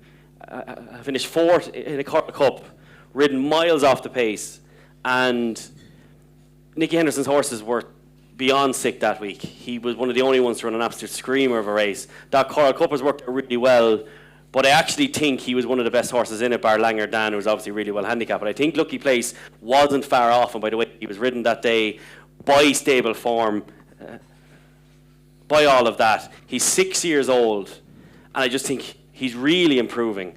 This trip is the only question mark, but I think he will stay. he really shaped like a stayer last time. Nicky Henderson's getting quite bullish about him as well. And as good as Teahupoo is, we're not looking at big bucks here, in my opinion. I think he's very good, but he's not big bucks. I think he's coming in here with a really strange prep as well. Having, like, I know it's copying last year's prep, but again, he lost to Lossiemouth. That's all he did this season. We don't know where he is. Home by the Lee's good, but as much as he's a new horse this season, he's 10 years old still. Lucky Place, he's 6 years old. He's really improving. And he acts here as well. I really, really like him, yeah. Like, I think he's got a massive chance. And that form last time beating Gower Road is proper form. It's not the deepest race as far as Grade 1 horses go. I think he is a genuine Grade 1 horse here, so I do like him a lot, yeah. Spoken with feeling. You put real emotion into that. Yeah, absolutely. There you go. 9-1. Look for that boost on the Betfred site, and as Diarmuid said, bet your 10 quid and you get 50 quid in free bets. Get on the Betfred website. You're very much a Lucky Place fan. Are you a Lucky Place man, Steve-O? I like the case Dermot made for it, and I do like the angle of the shorter trip horses going up to the stayers, because I think the stayers horses, they're always just a load of 145 horses beating each other. It's a really poor division always. Like Teahupoo is miles ahead of them at the shorter trips. That's why he's so far clear of them at the longer trip. And a wild one, if Willie can work his magic, is Mystical Power. Like, he was exceptional last year at Aintree. Looks a stayer. Same again at Punchestown, was very good. Like, Willie's done this before. And if you think a horse is going from 2 out to 3, like Salwat, he's not as good as Salwat. And there's another one in my head there that went. Nicholas Canyon. Nicholas Canyon, yeah. Nicholas Canyon is the one I'm thinking of. Willie's done this before. He's going to be Willie Mullins #1, and he's kind of 33-1. That's enough of a reason on its own just to have a small win-only bet and see can he work his magic. I don't have a really strong opinion, but I would back him at that win-only. Okay, very interesting. 33-1 Mystical Power. Darragh Henry has got a couple of runners in here. Hidden Valley Lake potentially. Bob Ollinger as well. Anything in particular that you're keen on? Yeah, I suppose if the ground was nice, like Bob Ollinger, I suppose you'd have a good each way chance. I think there's money kind of coming from him, kind of each way. So here's my theory on Bob Ollinger, right? I'm not saying he's going to win, right, because he probably won't, and he probably won't stay. But if you watch back the race, I know you're nodding your head there. No, I mean, he's some horse. Right, he is some horse, right? Some but horse. He's unbeaten at Cheltenham for starters, right? He's 3 from 3, okay? I know, obviously, Gallop and the Champs would have beaten him, okay? But the thing about Bob Ollinger, I think, is he's running in, just say he ran over 3 miles against Home by the Lee at Leopardstown, and he literally pulled Rachel's arms out the whole way. Like, he was too good for a race like that, as in he travels too well for races like that. I just think in the Stayers hurdle, he's actually going to be more in his comfort zone for the first 2 miles because the pace is going to be a little bit stronger, and he'll actually relax much better in the first 2 miles of the race. You can almost guarantee if you had a market, if he ran in the race, if you had a market on what is going to be the last horse off the bridle, Bob Ollinger would be favoured, okay? That doesn't mean he's going to get up the hill, but every year he's gone to Cheltenham, he's got up the hill and he's bombed up the hill, and he bombed up the hill on New Year's Day last year. I just think the race will actually suit him. I probably don't think he'll stay in my heart of hearts, but I think he'll run an absolute corker. And I thought last week at 33-1, like, he seems to, the vibes from the camp are really, seems to be working really well, is he? Yeah, well, he's, he always does. Like, he's classy Would he be horse. the best horse to work in, Henry? Yeah, he would be one of them. I've never seen that. Yeah. Henry brings the horse to Monk's Grange, right down in Wexford, and they do School Mumber there. I never seen a horse come down the straight like him. He's like, gorgeous to watch. He could line up in a champion hurdle, and have pace for it, that sort of way. So yeah, I could definitely see him running well, and if he did run. And it was nice ground, definitely, but I suppose that'd be negative then for Teahupoo, who I think he needs soft ground to be at his best. I think if the dry weather comes in, I think that's a negative for him. I do like Gordon's other horse, the Wall Park. I thought he's kind of coming from that kind of profile up into from handicaps. He's won at Cheltenham before. I thought his run in Ascot was good. I thought the race didn't suit him because, we went in the long walk. I thought we went steady, and he was actually closing the whole way to the line. So I think he's very interesting, the Wall Park. he could be like a Sire de Burle. He kind of reminds me of like a Sire de Burle type of a horse. The problem is he a bit too much like Sire de Burle, and he's actually going to run the Pertemps yeah, final? If he did, that's the other side of it. If he did go there, but if the Wall Park did run in this, I think he'd have a good each way chance as well. Okay, good stuff, Darragh. Really good insight there into the Wall Park and Bob Ollinger. Mikey, Teahupoo, one of the shorties of the week. At 10 to 11, you're kind of looking at the horse behind him in the market. You're kind of going, should he even be a little bit shorter than he is? No, I'd be pushing him out. No, it wouldn't be for me. I don't know why. Why? It's just my gut. I can't explain it. Have you a good gut? Well, Langer Dan won the Coral Cup last year, and I don't know. And he ran really well in Aintree as well, Langer Dan, and in Dan I trust. And I just wonder, will he just? He is a genie, isn't he? Will he turn the corner? That's his I third don't wish. know isn't it, why. of the I week? never warmed Teahupoo. I don't know. I don't know why. I just not for me at that price. No. Just the gut. The gut. The gut gets you a long way in life, doesn't it? The gut and the eye. Yeah, them are the two things you go when you're looking at jump racing. Like, Yeah. you know, I'm not into times or anything like that or whatever. But no. The gut and the eye. Yeah. And the gut and the eye is saying Langer Dan at 16 to 1. Yeah. To look at just as an outside bet, and if he's done what he's done the last couple of years there, sure he's probably the best horse in the race, really, with Teahupoo, like, so at 16 to 1 I go. Okay. And Dan he trusts. Right, Tony. You gave us a little inkling. You gave us a teaser. You said you had a strong opinion in the Stayers hurdle. Yeah, and I'd be with do you know there's nothing better in life than when Tony Keenan has a strong opinion, because we'll that see about Monaghan that. accent goes We'll see into about that. overdrive. I'm just a bit lukewarm on this Teahupoo. Like, not saying he doesn't go on better ground, but he definitely prefers the deep ground. And bit of a false race now in Fairy House to Hatton's Grace. Lost him out, beating him well. That's fair enough. Why didn't he pull clear of Beacon Edge? Like, he's another boat. You want to be beating him a bit better now than he was beating him. So I just don't like him now. And he's been on the road a long time. The horse I'm fancying is on the road a long time too, but he just looks a different horse this year, this Homeby de Lee. He looked very slow now last couple of years in this race. But then he pitches up in the Smullen hurdle and he just pisses up. That's been straight away. I couldn't believe it when the way he went through the race and went and won it. And then he goes to Leopardstown at Christmas, stick the blinkers back on. Everything's going well till they're turning out the back. Next thing he's squeezed out. I'm saying, race over here. Pulls him out in the straight. Race is over for the rest of them coming to the last. Like, so they're saying that he's much sweeter, and usually that's total bull. But visually, it looks like he's so sweet and in such good humour with himself. I think he's going to be very, very hard to knock out at 3. Be very, very strong each way bet for me anyway. Very strong. Yeah. And does it put you off that he ran in the race 3 times already? No, because horses, like Solness is the same, this year. Like they seem to have changed the horse. Horses change, and you know what? When horses change, does the market ever pick up on it in time? Yeah. It takes them 3-4 runs to realise that. So. And maybe that's the case why Solness could be a great bet for a champion chase, because he's done it with a couple of horses here that he's just got them to improve. Like, everyone expects a horse out of its novice season to improve. But what happens in a horse that's been running these races for 2 and 3 years improves? I think the market doesn't catch up with that. Yeah. That's what I'm thinking anyway at home with the league. So you're not the man you were 3 years ago either, are you? No, I'm worse. like most people. So selection time. It's home with the lead for Tony. It's Langer Dan for Mikey Fogarty. Darragh, you were with? If the Wall Park ran, I'd give him a good each way bet, yeah. Steve-O? A small win only on Mystical Power. Mystical Power, 33 to 1. And Diarmuid? Very strong lucky place. Very strong on lucky place at 9 to 1. And don't forget to get on to the Betfred site. 9 to 1. Bet your €10 and get your 50 quid in free bets. So, folks, it is 25 past 9 now. We will be back in action at 20 to 10, where we will reveal all our fancies for day 4 of the Cheltenham Festival. We'll go through the handicaps and mares races. We'll have questions from the crowd and charity bets.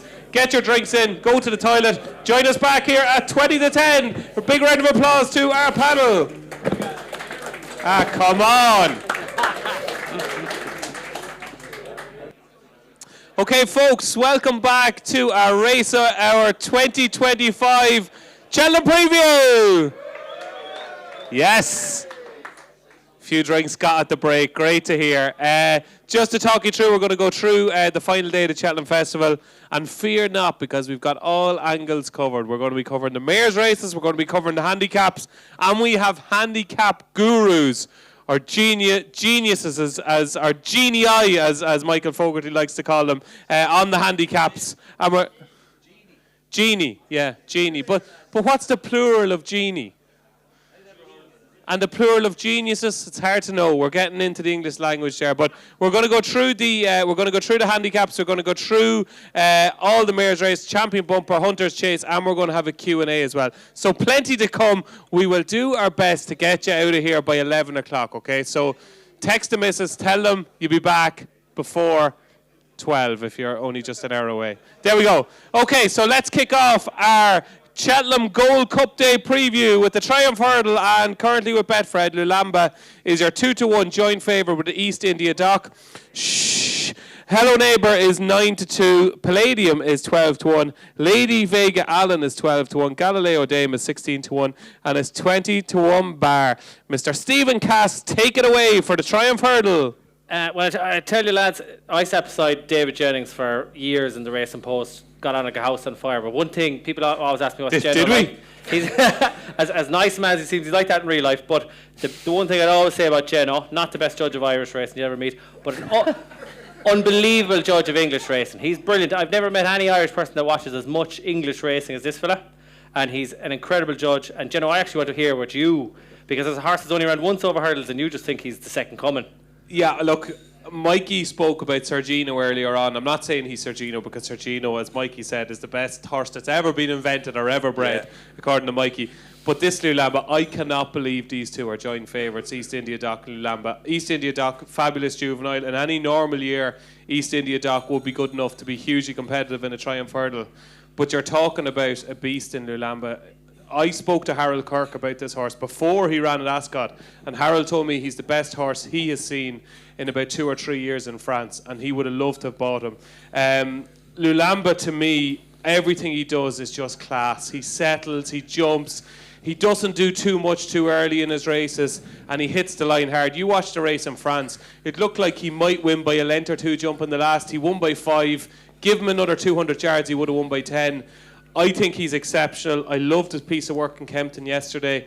I can't get over the betting. I can't get over why Lulamba is 2-1 joint favourite. You're talking about a horse who could be a proper champion hurdle horse next season if they don't go over fences. If they do, I think he'll win the Arkle next year. I think he's that good. I think 2-1. If you're looking at these horses that are kind of 5-2 or shorter, I think he's the one that will win, and I think Lulamba will win the Triumph Hurdle. And I would say take the 2-1 now, because by the time Friday comes, I think people are going to realise, you know, this horse is just a little bit classier than East India Dock. But I'm probably wrong because I get most things wrong. What do you fancy, Stephen? Like the thing with Lulamba, you're kind of going on vibes, and you're going on vibes. But to be honest, you actually are very, very good. You've called a lot of these horses right over the years to me. I remember you talking about Simon Sig and Sprinter Sacra. When he's going over fences, he said this thing will beat everything, and you're right, so I probably shouldn't go against you. But I just thought it was very bullish of Gavin Cromwell to throw Hallow Neighbour into a grade 2 on debut. It's not something Cromwell does. Like it's something maybe Emmett Mullins might do and Willie might do it, but it's not something Gavin Cromwell does. There was a lot of word from beforehand. I think people often besmirch the Irish form with the juveniles. Well, these were really good flat horses, and I think that he improved a ton. He did everything wrong at Christmas and won. Improved a ton, looked the best horse in the race by a long way, I thought. A really strongly run race, going to suit him. I couldn't see him out of the 3. The only thing is there's 3 of them, so it's, you know, you'd say it's an each way bet to nothing, but, you know, normally one will come out of it.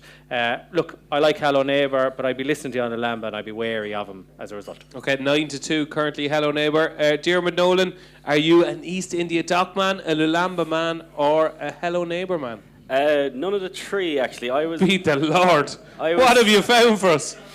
I really like Galileo Dame pre-DRF, and I thought she ran an absolute screamer that day. Her jumping kind of let her down, but look, as we all know, there's only 2 hurdles in the last 7 furlongs on the Friday. But she's just a lovely mare, and she was rated 96 in the flat. That's only 1 pound below Hallow Neighbour. She's rated up at these on flat rating. That run last time, I think had she jumped better, I think she was coming for Hallow Neighbour. She was closing all the way to the line. The new course will definitely suit her. Joseph O'Brien is slowly but surely improving her. I think her jumping can get better, but I think it will, because she actually jumped for all the hurdles you could see first time out. She jumped quite well, I thought. She went into Wendrock, who's not up to this level, but I thought she really improved a ton. as much as the English form is good, I'm still not buying into that all the horses over there are just miles better just yet. As in, I just don't think the form is that rock solid. I think the Mondo man last time, not that knocks, that wouldn't knock Lulamba really, because he beat him, he's giving way away, but still the form is kind of all over the place. I think it's 16-1 on her flat rating, and that she's not that far behind Hello Neighbour. I think she's a massive Okay, I see your point at Galileo Dame, but why would Joseph O'Brien run her here when she's 16-1 Betfred? She is half the price for the Mayor's Novice Hurdle, and she'd be running a weaker race. Why would Joseph not go for the Mayor's Novice Hurdle and try and win that rather than try and beat Lamba, East India Dock and Hello Neighbour here? Because they're looking at her page, and I think a grade 1 is more valuable to her than the Mayor's Novice Hurdle, and I just think it's there for her now, and that if she doesn't win the Triumph Hurdle, she'll remain a novice next season, and she could go for that again then. This is a grade 1. She only has one go at a Triumph Hurdle. She would then have a grade 1 on her page. I think that, to those connections and to Joseph O'Brien, is quite key, and I'm stealing all of this from Tony Keenan, who actually said this on our show last week. But literally, that is why I think it. Tony, what do you make of Galileo Dame? She's like a few with Joseph's now. She's not great to jump. Yeah, and maybe, do you know why? Maybe that's why Solinus and Home with Lear getting better. Maybe they're getting better to jump. You say better like no man I've ever met on earth. I say a lot of things. You properly pronounce the two T's in the middle. Better. She just jumps better. Yeah. Me lads slagging people with accents, I don't know. Anyway, here we go. Yeah, I'm from Navan. Jesus. Sorry, Tony. I love your accent. I know. Your accent is better than mine. I'd say I don't have a strong opinion on the race yet. I do have one in Albert Bartlett, two in Albert Bartlett. Once Cromwell got some improvement out of Hello Neighbour now from Christmas to the DRF. I backed Lady Vega Allen in the DRFC and Mullins. Surely to God gets more improvement out of his than, but Cromwell's got way more improvement. Didn't beat her all that far, but travelled all over her. So maybe he's going to improve again. East India Dock to me is very, very solid. Has the best form. Has to be in the mix. I'd be a terrible judge of the vibes now with Henderson. So. Maybe you're right. I just wouldn't have a head for it. Tell me what your eyes saw at Ascot. When you saw Lulamba, what did you think as he passed the line? Grand. Yeah. Jesus, your missus must be gorgeous. Yeah.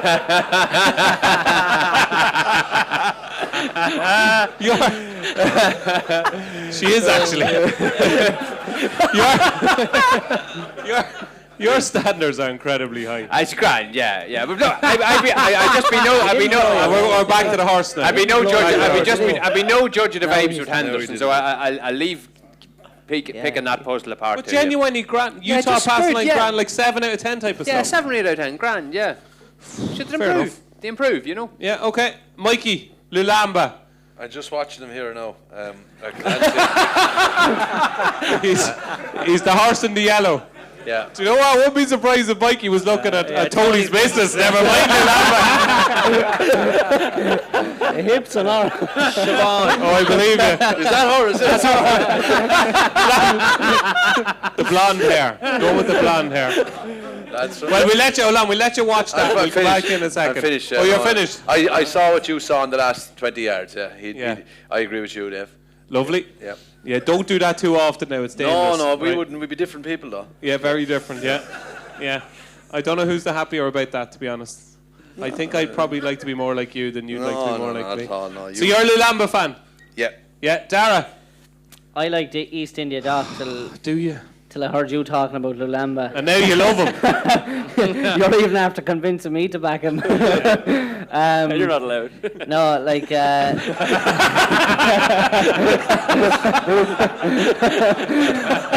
done, Darragh. My missus is.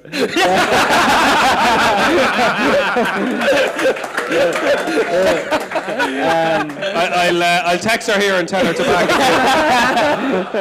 it. Get on 2-1. I think East India Dock. I think he's solid. He jumps well. He's a good ride. I think the connections do well with the juveniles. Look, Lulamba was good, I suppose, in Ascot. Hello Neighbour. Visually, you thought going to the last hurdle in Leopardstown, like, this team's gonna win 6-7 lengths easily, and he didn't pull away from Lady Veg Allen, you know, or Galileo Dame. I thought they closed him down, so I just think Cheltenham, he could be vulnerable from jumping the last. Like, I think he could come there looking like going to win, and I think something could pass him from the last, you know, to the winning post, stiffer finish. So I just think that's a negative for Hello Neighbour. And I'd agree about Galileo Dame. I think she definitely improved immensely from her first run to her second run. Like, if she jumped a bit better in Leopardstown the last day, I think she'd have won. So yeah, I think she's an each way chance as well. Okay, so in a word, or 2 words, or 3 if you fancy East India Dock. Tony Keenan, what wins the Triumph Hurdle? East India Dock. Michael Fogarty. Lulamba. Darragh O'Keefe. East India Dock. Stephen Cass. Hello, neighbour. Diarmuid Nolan. Galileo Dame. And I am obviously with Lulamba. That is your Triumph Hurdle. It's going to be one of the best races of the week. A lot of people say, you know, like Patrick, I think, says, go for a cup of tea when the Triumph Hurdle is on. Nonsense. Absolute nonsense. It is a proper race, the Triumph Hurdle. Of course, last year Masborough won it. The year before it was Lossiemouth. It is a proper race these days, the Triumph Hurdle. Moving on to the Albert Bartlett. And we have a boost, ladies and gentlemen. And this is a race you have to listen to one of the members of our panel, because he has got a ride on the current, well, it's third favourite there. It's going to be favoured on the day, because the top 2 you see there are not going to run. So forget about Final Demand, forget about the Yellow Clay, and your new favourite, ladies and gentlemen, is the Big Westerner. And the Big Westerner is one of Darragh O'Keefe's strongest fancies of the festival, and it's boosted on Betfred's site out to 15-2 from 6-1. So log on, get your tenner on, get your 50 quid on free bets with Betfred. So currently the Big Wester 6-1. JetBlue for France is 10-1. Jasmine DeVoe stepping up and trip to try and sort out his jumping is 10-1. Wingmen is 11-1. And it's 12-1 bar. Right, Darragh O'Keefe, the Big Westerner. Of course, you had a famous day in those colours in the Grand Annual a couple of years ago on Mascada. You did a friend of the show, Don McLean, a big favour. He was very keen on Mascada that day in those colours. Are you going to have another Cheltenham Festival winner in those red silks on the Big Westerner? I think she'll take a lot of beating in it anyway. I think she's a very good mare. She won a maiden hurdle in Punchestown, and again, we went there, like, I schooled her at home before she ran there and things, and she just wouldn't have blown you away. And next thing, we came on to Punchestown, and she pissed up. She missed the last hurdle, and like still won. Your pissed is Tony's better. Yeah. So yeah, and then she went to Limerick at Christmas. You know, we hacked around. She was a bit keen, you know, on testing enough ground, and pissed up again. You know, so I think she's a very good mare, and you know, she's got a break since then. And looking at her now, she looks really, really well. You know, even if Henry's horses weren't running well or all the rest of that, this one just still looked like she looked really well. So I think I'd say she's Henry's best chance of the week, to be honest, yeah. And she's a finisher, isn't she? Like, she seems to just hit the line so hard in her races, like. Yeah, she does. She just, as I said, even shows you more when you bring her away. And as I said, she's in good nick at home. So yeah, I think she's a very good mare. And you know, with Final Demand and the Yellow Clay going for the other race, you know, Jasmine DeVoe, I suppose, won the bumper last year. He'll be stepping up and trip, but I thought he was keen enough the last day in Leopardstown as well. So, you know, and he'll have to jump better. But yeah, I think the Big Westerner, I think she'll take plenty of beating. She'll take plenty of beating, and the Big Westerner is 15-2 with Betfred. Right, Tony, you said you had a strong opinion on the Albert Bartlett. You said you had 2 strong opinions on the Albert Bartlett. What are they? 2 overpriced horses, I'd say. Don't have anything against Darragh's horse. Think she has a good chance. Jasmine DeVoe, don't like at all. Certain way you're going to have to ride him, like the way they rode him at the DRF. Just have to put him out wide and hope that he's going to jump. He didn't do it in the DRF. Like, he jumped well for a while, then he hit 3 out, game over. So I just can't. I know there's little jumping in the last 7 furlongs, but just don't fancy him to jump around. When Dingo's another one there, like, he was just completely picking up the pieces in the shallow. Like, he was never in the race running on into second. Can't see him counting. I'd say Ballybow, needs a bog. His improvement is all coming really soft ground. Looked very ordinary on nice ground earlier in the season. So that's probably not going to happen. Intense approach, be worried about his jumping. First horse I've backed is the French horse Jet Blue. I was just really impressed with the Grade 2 he won here in December. Has plenty of experience. I thought the jockey gave him a very ordinary ride now in that race. Did you? I did. I thought he put him into the race twice or three times. Yeah. Why? But I thought, well, Why? I didn't think he was travelling in the early. That's interesting you say that. I actually thought he gave him a decent ride. No, I thought he asked him to win the race twice or three times. So the fact he was able to win the race 7 or 8 lengths doing that finished off really well. Doctors different, patients die. Yeah, absolutely. Mad mid-race move to May. So that form has kind of worked out. The third come out and won the Doncaster race. So do like him, can see him. Like something has to shorten in this race because you've got 6-1 shot in the Big Western or everything else is 10's bar. And he was well on top of the line, Jeff. I thought so. So I like him, back to him. Yeah, like him a bit. And the other the other one I like is a kind of a type of horse that does win the race at a price. It's a horse coming from a slightly different background, loads of experience. Mark Fahey's horse, Flicker of Hope, 25-1. The horse was kind of handicapped and trained around 2 miles. It's not a 2 miler, probably even a 2.5 miler, but has stepped up in distance. I think it's won 4 from 5 or 3 from 4 since going beyond 2.5. Really tough performance at Navan in December to win that stay in handicap hurdle, and then went to the DRF. And while it got beaten, I'd say it paid for being the one that raced closest to the pace. And the 2 horses that beat it, complete and out Leopardstown specialist in Percival Galvas and Gay Cool. So I thought that was an excellent performance out of him.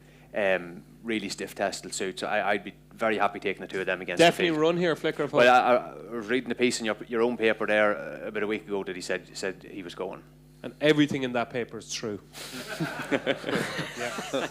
Good stuff. That is Flicker of Hope 25-1 and Jet Blue currently at 10-1 for Tony Keenan. Thank you very much, Mikey. Albert Bartlett.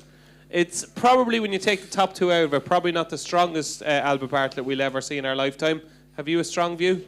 No, I don't have a strong view. No, I agree with Darragh. Sure, she'll have a right chance. I just looked her up there. She's a half sister to Stay Away Frey, so that'd be a nice.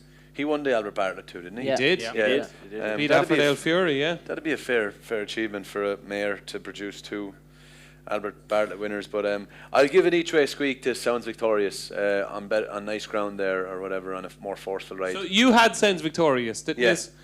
What kind of a horse is he? Because I can't figure him out. He seems to lose interest or something during his races, and he stays on. Is he just slow? He kind of didn't jump. He didn't jump slick the last day, and he kind of hits a flat patch and stays going. But in a race like that, you know what I mean, he could be staying on, and he could be in the shake-up. Is he better than we've seen so far over hurdles? He has to be, doesn't he? I hope so. Yeah, but sure. He finished 5th in Leopardstown the last day. I suppose that run was a little bit disappointing. But he just didn't travel as well as he could or jump as well as he could. So if he gets that together, he'll be closer. Hopefully. He was Johnny Deneen's first tip this year and up in the ante for Cheltenham, would you believe? For the Albert Bartlett. At a big price, I'd imagine. He was, very big price. Yeah. So there you go. Don't give up, Johnny, on Sounds Victorious in the Albert Bartlett. Steve-O. I think it's a fabulous race for a bet. I think the markets, it's one of the few markets you look at. It's going to look completely different on the day. Tony's after picking out a couple that could be big shorteners. If you'd ask me if I could pick out one horse that'll shorten dramatically between now and the festival, Argento Boy, Betfred are 20s. They're more in line, but he's 40s in a place. It's absolutely enormous price. Like Darragh says that the Big Westerner, who'll go off favourite, pissed up, and she kind of did, but he was only a length behind her. And I think the way Willie always trained them was they come on an awful lot for their run in the maiden hurdle. And I thought he blew up. Do you know, there was the 2 of them pulled miles clear. The Big Westerner looked good, beat him a length. What happened at Christmas then? Well, a lot of Willies blew out at Christmas, and he wasn't the best jumper. Now, in fairness, he wasn't the best jumper when he won his maiden hurdle either. He needs to improve that. But I think he's got a huge engine. Yeah. So as you come to it, he's only a length behind the Big Westerner. I think with loads of improvement to come. Now, she improved at Limerick, but I think he improved. And then he went to Punchestown on the 3rd of February, won by 15 lengths. The third's won since. 40-1 is an absolute wild price. Absolutely wild. He's not a million for Townend to pick him even. Do you know what I mean? Is Townend going to pick Jasmine DeVore? Is he going to say, no, I'll go for something else? It could be him. So I think he'd be more like. And this would be one that he wouldn't mind Slavin riding, maybe. Do you know what I mean, Jasmine DeVoe? Yeah. Do you know what I mean? Like, it's not going to be one he's not going to fight over Jasmine DeVoe. He like. doesn't want to be falling off something more gallop in the Champs anyway, that's for sure. 100%. He probably won't want to ride him going into a Gold Cup. Do you know what I mean? So I think this fella will be a point or two either side of 10-1. And he's 40s Good there now. shout. So I think we like he's that a one. Super bet, yeah. Anything else for us? No? No Argento boy? No. That's all right. 40-1. We'll take that. That's Argento boy for Stephen Cass.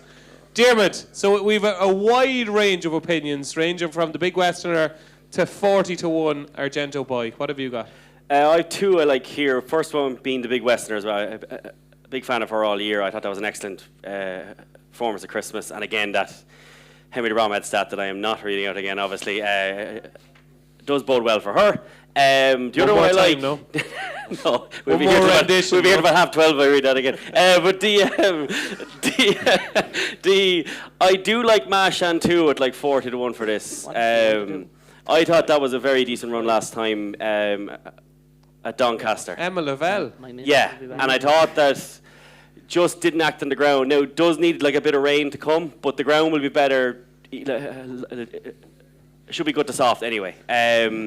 I thought that was a good performance. Stayed on and on and on and on and on.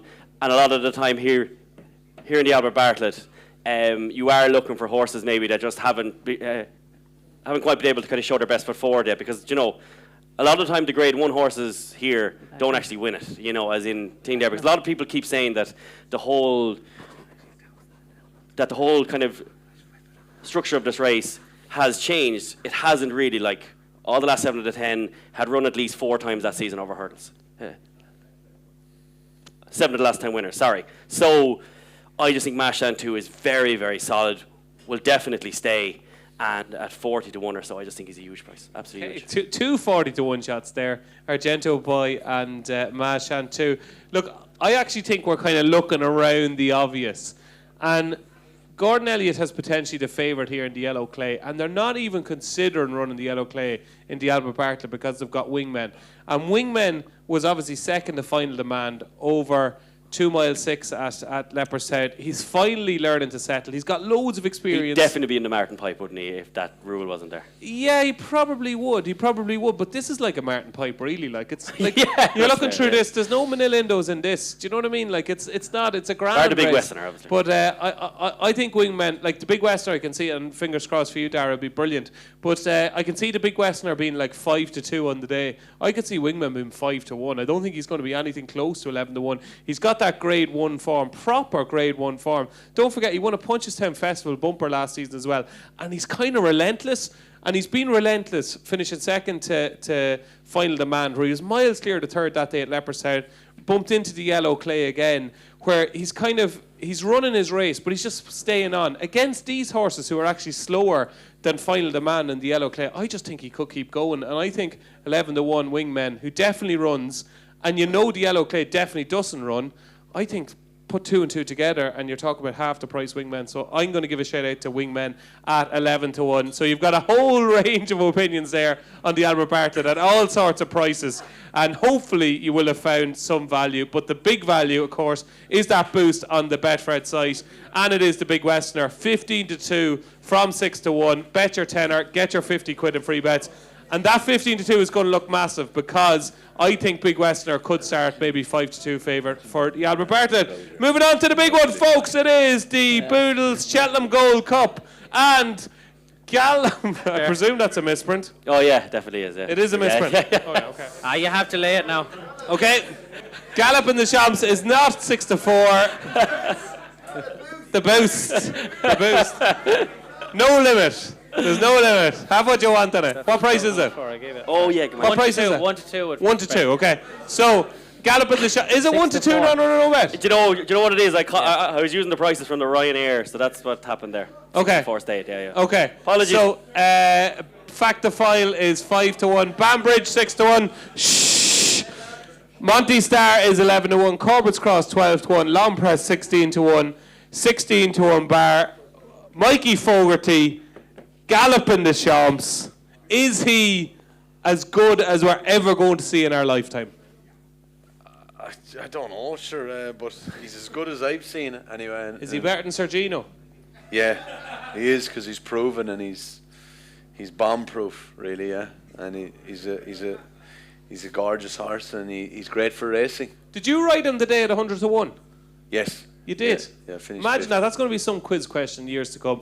What 3-time Cheltenham Gold Cup winner started 100 to 1 in a race at Leopardstown and Mikey Fogarty rode him? Yeah. Now they knew he was a nice horse, though. Did they? Yeah, I knew by. And did you know riding him that day? I think he finished 6th or 7th, did he? Yeah, 5th or 6th or something. 5th or 6th. Did you know that day? God, he's actually quite nice, even though he was 100 to 1. Not as much, obviously, extreme, but he was a gorgeous ride. He was his second ever run in hurdles, and you were in the middle, and I went down the rail behind town, and he never missed a beat, which is, usually you wouldn't a grade 1, but he's a gorgeous horse. Yeah, and he won well then, the Martin Pipe, after that. Yeah. And you've obviously... Paddy, now, in fairness, he knew, though. I knew I didn't fancy him as much for the Martin Pipe as Paddy did, and Paddy, he knew. Isn't it amazing how they know? Yeah. Isn't it? Yeah, you sat on the horse, and you were like, he kind of has a chat, and they were mad at him, like. Yeah, well, he knew. I knew by him. I knew by the way he said it, yeah. Yeah. They knew the odd time you get one like that, but but they obviously know everything about, do you know what I mean, about the 3 months previous to that. But I knew they fancied him strong for the Martin Pipe, anyway.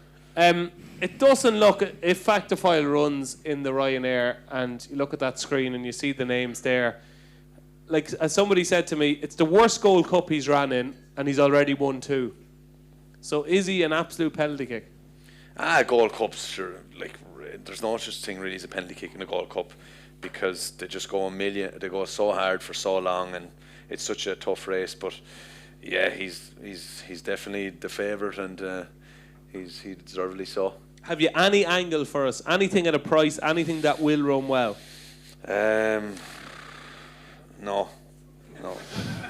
But Banbridge, obviously, if he gets a bit of nice ground, has a chance. But no, I'm a massive fan of Gallop in the Champs. I'd say Townend just licks his lips every time. He must be a jockey's dream over fences, sure. Yeah. You just feel comfortable on him, Yeah, I just thought in the Irish Gold Cup everything was effortless, wasn't it? It was like, there's a fence, I'm just going to pop this, beautiful, on you go, on to the next one. It's just all effortless. At no stage did he give you a fright. Even around the gallop and all, he's so unassuming. He just tips away there, and he just does everything easy, and you have to admire his mind, and that's how he's lasting so long. Yeah, absolutely. Tony Keenan, I presume, are we right on the panel? Everybody fancies Gallop in the Champs, yeah? Okay, so we have to find some kind of an angle here. The one thing I thought was, I think the likelihood is that I know the way you're thinking is going to be supplemented. Just the vibes I'm getting recently. If he is supplemented, I know the way you're thinking, the one horse who could just be a little bit of a thorn in the side of Gallop in the Champs. He's a proper horse, I'd say Banbridge is the only horse that can beat him on ability. I think if freak stuff happens. But Banbridge, on nice ground, there is a chance that he will improve again for going up to 3-2.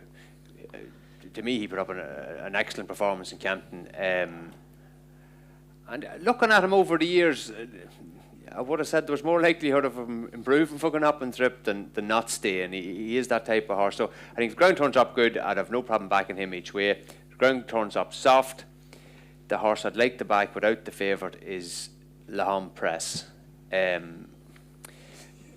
Just for people who didn't hear that, somebody in the crowd just went, Jesus. Yeah, I know. He was 4th in the race last year, and I'd say he paid a little bit for going with them when he did. And if they could ride him, just to clarify, you did see the race at Ascot the other day. I did, and do you know what it reminded me of now? Go on, go for it. You remember Jim Bulger, an old horse in the Epsom Derby, and he did something stupid in the first 5 or 6 furlongs, and Manning gave up on him. And then did he win the St James Palace 3 weeks later? He did. He did. That's what it reminded me of, because he didn't persist with the horse. Yes. He gave up very quickly. No, new approach won the Derby. Dawn approach it was, When I watched the first time, I said, that horse hasn't hope. We not even run at Cheltenham. And then I watched it back, says, no, he's after doing the right thing. The horse jumped terrible, jumped one more terrible, and he said, no, I'm finished. Deitch says, no, next day. So the next day is here. If it comes up soft, what has he had? 4 runs at Cheltenham, won 3 of them, been 4th in the Gold Cup in the other one. I think for slow ground, he'll get into the mix. I was fancying Monty Starr, kind of at the start of the season. You know what? I think he's a bit of a monkey now, to be honest with you. it's all about building up a bit of a picture of these horses. So Cass loves this. He's now walking the park, so that's 1x. Then he cocked the jaw on Tramore now when he come to Embassy Garden. That's 2x's. And then I'm up at Leopardstown on the day of the DRF and he's wearing a red hood, so triple X now. He's gone. So, Well, it's easy knowing you're sitting at the complete other end of the panel to the founding member. I'm on him anyway. This is the problem. If I only get out is the problem. How But anyway. dare he say the name in vain of your nearest and dearest Monty Star, Diarmuid Nolan? Yeah, look. You and Monty Star go back a long way. Yeah, but look, he is now a bit of a wise guy horse without being a wise guy price, really, now, isn't he? Like, 11 to 1 on what he's actually done is probably, short enough, really. Is he? Can I ask you an honest question? Is he actually any good? I think he is talented, yeah. Is he? Yeah, I just think this year has just, again, he's a problem. But, last year, again, he chases home Spillane Tower, he chases home Fact the File, he runs 2 absolute blinders. This season, Henry de Bromhead has just kept talking about the fact that this horse has just had problems all year and that he only has him right now. At Leopardstown, he shaped me like a horse that ran very well and then just cut out after 2 out. And Henry has said that since. So I think he's definitely talented. Is he good enough to be Gallant Deschamps? More than likely not. Can he finish second? Yes. I think he's as good as any of the rest of them here. Barring Banbridge, who I do completely agree. I was mad about him for the King George. And I'm mad about him here, again, on good ground. I think he's the one differential maybe that Galopin Deschamps hasn't quite met yet, in that a pacey horse who could potentially be a stayer as well. In a Galopin Deschamps, he's such a freak because he's able to stay all day but also produce that kind of, he can skip away, he can do loads of different stuff. Banbridge is a horse that will be able to skip with him, and at 6 to 1 or so, he'll probably be bigger on the day maybe. I do think that Banbridge is the one flying the ointment here potentially. He's 6 to 1 there, non-runner, no bet, which is probably the right bet, as a non-runner, no bet, because if it rains at all, he probably won't run. I like Monty Star, I'm on him at bigger prices, but gun to my head, the only horse that could beat Galopin Deschamps is Banbridge, I think. Okay. Darragh, talk to me about Monty Star. What kind of a horse do you think he is?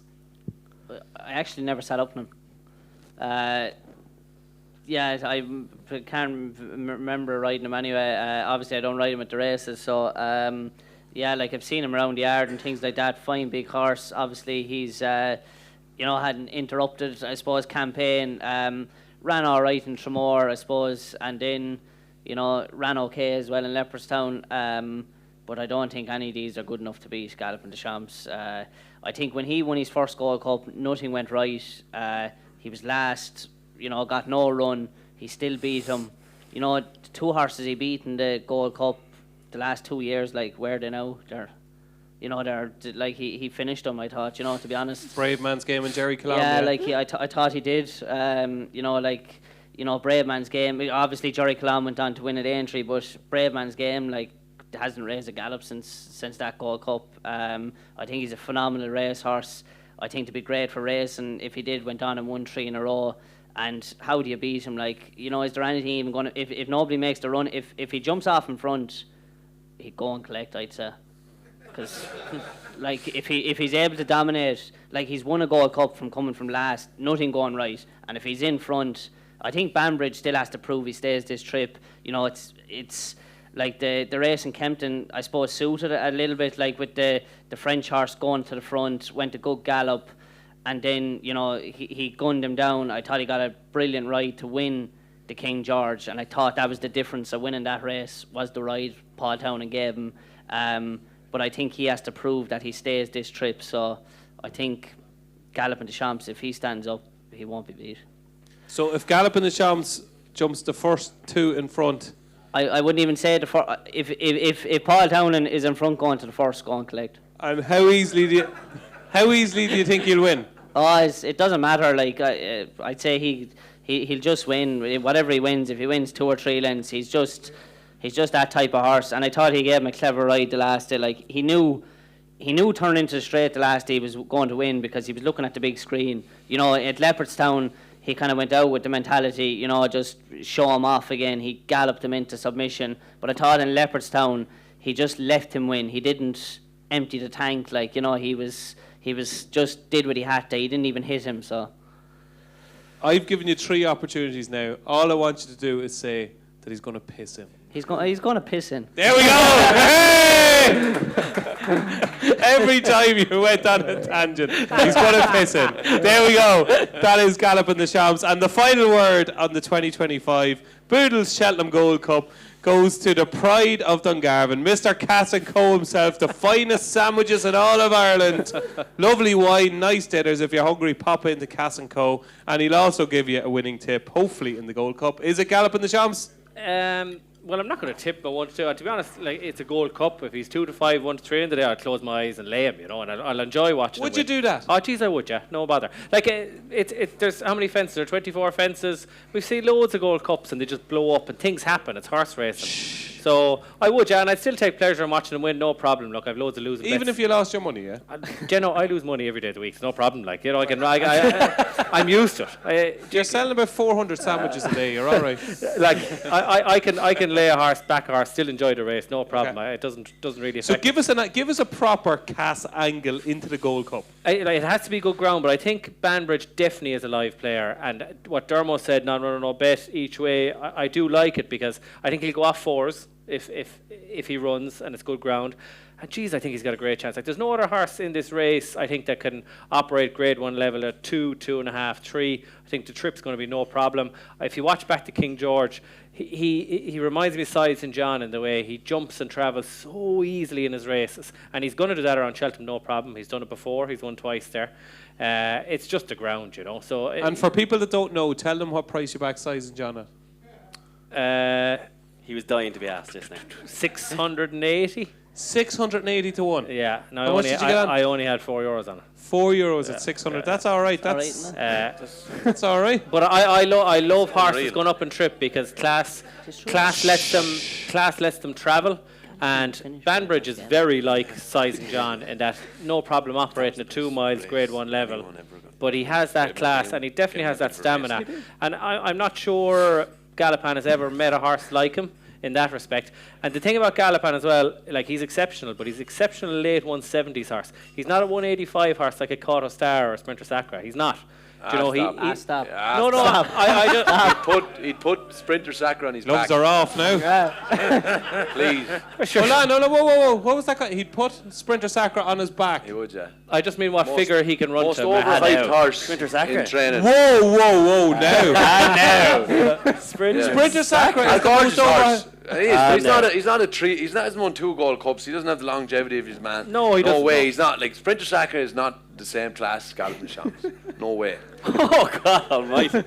Well, Won a Melling Chase. Won a Queen Mother or 2. Yeah, they're not Gold Cup generational It's type not horses. his fault he's not a stayer, like. But he's not a Gold Cup like generational type of horse. Like He Galloping is Shams. absolutely a generational type of horse. He is the best horse I have ever seen, Sprinter Sacra. Same. No, he's not. He'd a heart Absolutely. murmur. He'd a heart murmur. On his day,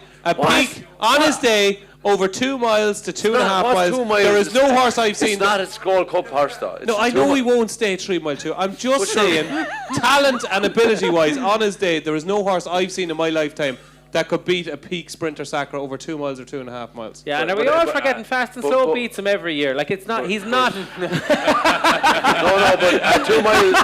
He's not a 185 horse. Yeah, you no, know? but a 2 miler isn't a Gold Cup horse. No. though. You know what I mean? we know Mikey, that. you're stuck on that point. Yeah, okay. Yeah. But you think he's nearly underrated then, do you, Galloping Well, the when Shams? you're saying that that Sprinter Sacra in the same league as him, yeah, I would. Yeah, I do think he's in the same league as him, yeah? Well, you're wrong. Am I? Well, do you know what, Well, Mikey? like if you brought, do you know what? We're never going to find out. You brought Sprinter Sacra to say 2.5 mile on heavy ground, right? Yeah.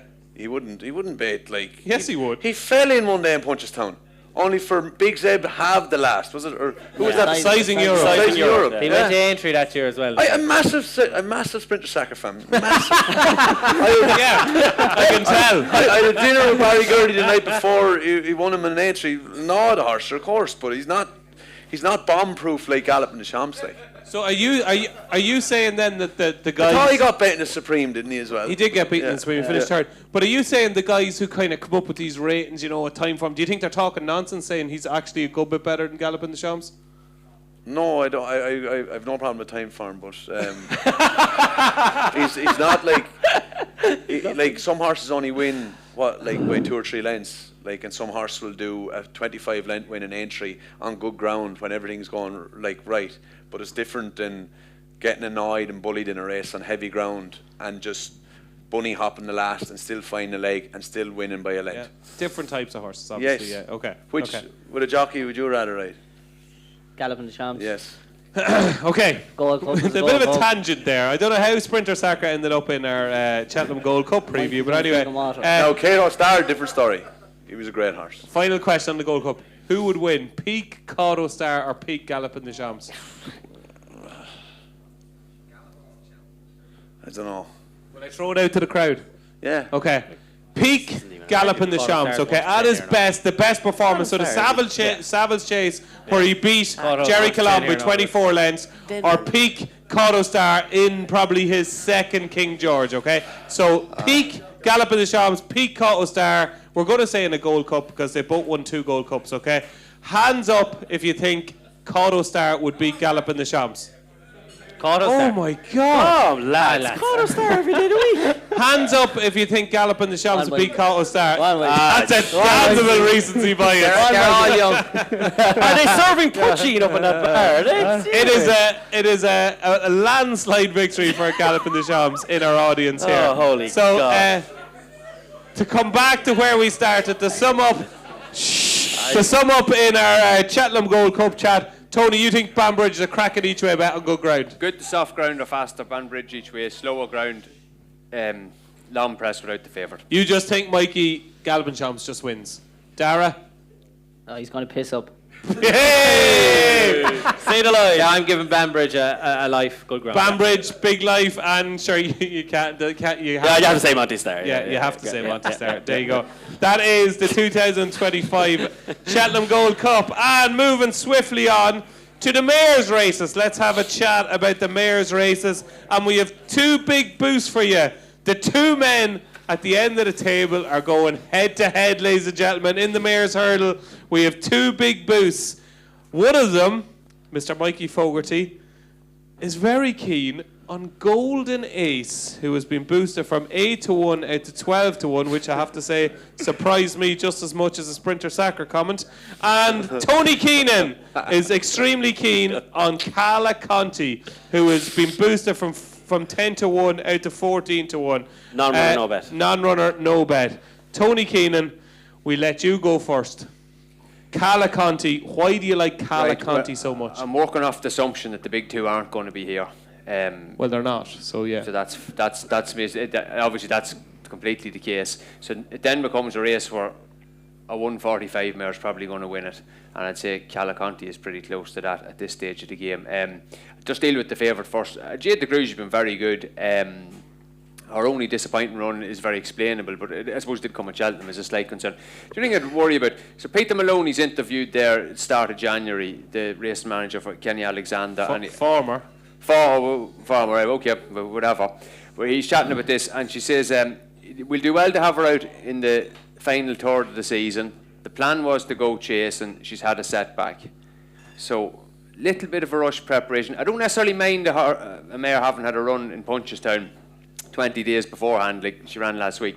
But when she's had kind of a troubled preparation beforehand, I'm not so unsure about that when she's what price is she there? Like she's kind of 5-2, kind of best kind of price 15-8. Yeah. So I'm kind of happy enough taking her on. Then July Flowers, the second favourite. Well, I think her and Cala Conti must be around the same price because at Leopardstown at Christmas they were very, very similar.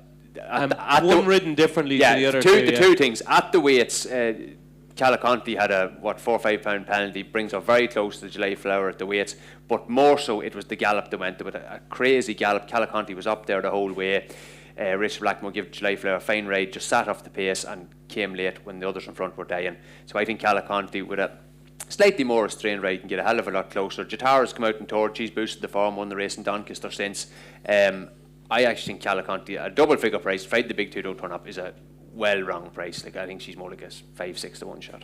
And are you worried that there's rumours of Wood, who the Martin Pipe favourite, potentially switching to this race and being supplemented? Although today I think Gordon... He said today she's going for the Martin Pipe. Like, this is Elliott's only other entry in the race, and I don't know. Do you stick to the mare that's going in the handicaps, keep her going in the handicaps? Like, Caliconti's been running the graded races all along, and I think she has bags more improved. Like, she was carrying that penalty when she was still 4. Yeah. You know, so she has plenty of room to improve, and I think this is his way of doing things. Like, I wouldn't be bothered at all hubbing off from Christmas. He likes to keep them busy enough up to Christmas, bit of a break, and then come back for the spring. Okay, so Caliconti boosted to 14-1 from 10-1 for the Mayor's Hurdle. In fairness, Mikey, he's made a good job of making a good case for Caliconti. Can you better that? No. With No, not one bit of an iota.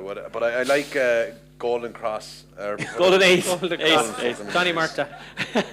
Golden, yeah, we'll get the name right anyway, coming Mikey. out of retirement to train Golden Cross and got a sex change running in the Mayor's Hurdle. You wouldn't know nowadays, though. Trump has put a stop to that, though.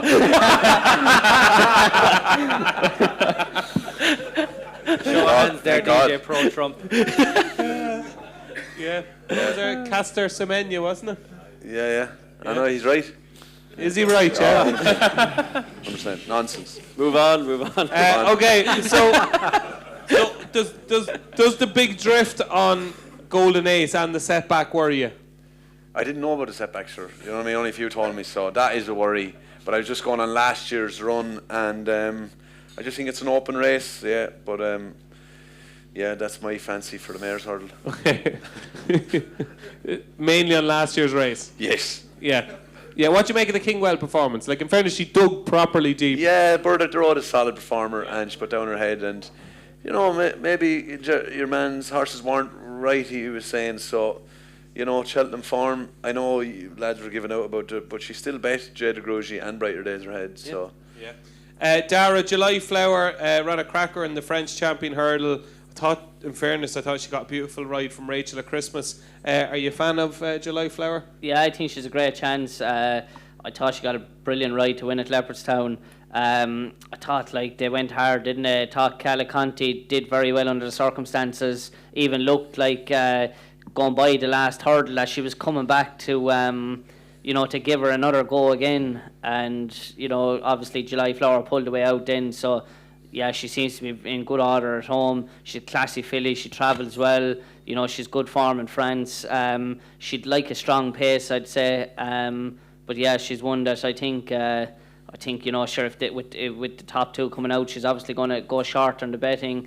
Jade Grugy, I thought was good the other day in Punchestown as well, though. Her first run of the year. But yeah, I'd take a chance in July Flower. July Flower. Stephen Cass, personally, I think Jade Grugy is a good thing. I think that performance at Fairy House last year was exceptional. I thought she got caught in the wrong part of the track in the Mayor's Novice Hurdle. The whole Brighter Days Ahead v Jade Grugy thing kind of came back to haunt her. I just loved what she did from the last line at Punchestown. Loved the fact she missed the first half of the season. I know you think it's a negative, Tony, but she's coming here on the back of one run, and that is a tried and tested approach from Willie Mullins in this race. I just think she's different class to these, Jade Grugy. Yeah, I have no real opinion on the race, so I throw it back to you. Would you not be worried? It's very, very close to Cheltenham, very unlike Willie. It's not really, though. Not really, not this race, though. Any Power ran it. Vega used to do it all. K Vega, sorry. Any Power ran it, did she? No, K Vega didn't do it. Any Power as well. Apple Jade and Black Tears both ran in the Vega and then even like the likes of didn't Vroom Vroom Mag run in the same race. And I just think this is his approach with his mares. And didn't she fizz up during mid-race last year? Like, she was very buzzy at the fact. That'd be another worry, I've no opinion on the race, but I wouldn't want to be facing into her because of that. Okay. Especially the keenness. I hate seeing it in a mare. Like, you see it and then they're off the boil. All of a sudden, you see it with Cargisi, you see it with the other good mare from the Triumph last year. Just something I'd be wary of. I have no great opinion on the race, though, Jen. Okay. Have you, Diarmuid, a strong opinion on the mares? I have more strong opinions on the other mares races, but Cargasi was the other one I kind of liked, or did like before her last run. But they should go county. I did a preview with David Casey last week, and I got the impression from him that she would probably go for the county hurdle, Cargisi, and the fact that she only got £2, I think 139 to 141, suggests she would probably go for the county. I'll back her there. And I would suggest that Cargisi will go off about 5 to 2 for the county hurdle. Yeah. Paul Townend rides, and he rides like one handicap a year, or at Cheltenham. So if it was that, he only rides about one handicap every year at Cheltenham. It's like last year he rode one, he rode the winner. He's ridden in like 4 this year so far. He's absurd, just yeah. So we're going to tackle the rest of the mares races now. So mares novice hurdle. Any strong fancy? Yeah, I've got 2 here. One's a wild price. First of all, Diva Luna is no 16 to 1 shot. I think she's an absolutely massive price. Yeah, you love her, and Ben Pauling very. Now I know I had fierce stick for this horse. My daughter's name is Luna, so I get awful stick for the fact that I'm backing this horse. Is it a coincidence or what? Massive coincidence. He's the most sentimental man. Like, I mean, he's sticking with me 7 years in. So yeah. Forget about it. I just think that last year's Aintree bumper run, the form has worked out really well, and she battered them. She battered Jubilee Alpha. She beat Baby Kate. All those horses who were basically coming back again to her, bar 6.5. She beat them really, really easily. Her jumping this year has fallen apart at times, but her second last run, she was brilliant at Cheltenham. And then last time out, she just got stuck in the mud at Sandown. And that hurdle track at Sandown on heavy is, I will forgive any horse who bottoms out in that. It is brutal. Bar that, she hasn't been terrible this season at all. And that run at Aintree last year, good ground will really improve her. She's beaten most of these mares. She beat Alpha Jubilee as well. She's rated 120. I know, but she shouldn't. Is that good enough? She shouldn't be. She shouldn't be rated that low. Her season this year, that bumper run last year, is form that is as strong as any horse here. And Ben Pauling, I saw him today, he was talking to Ash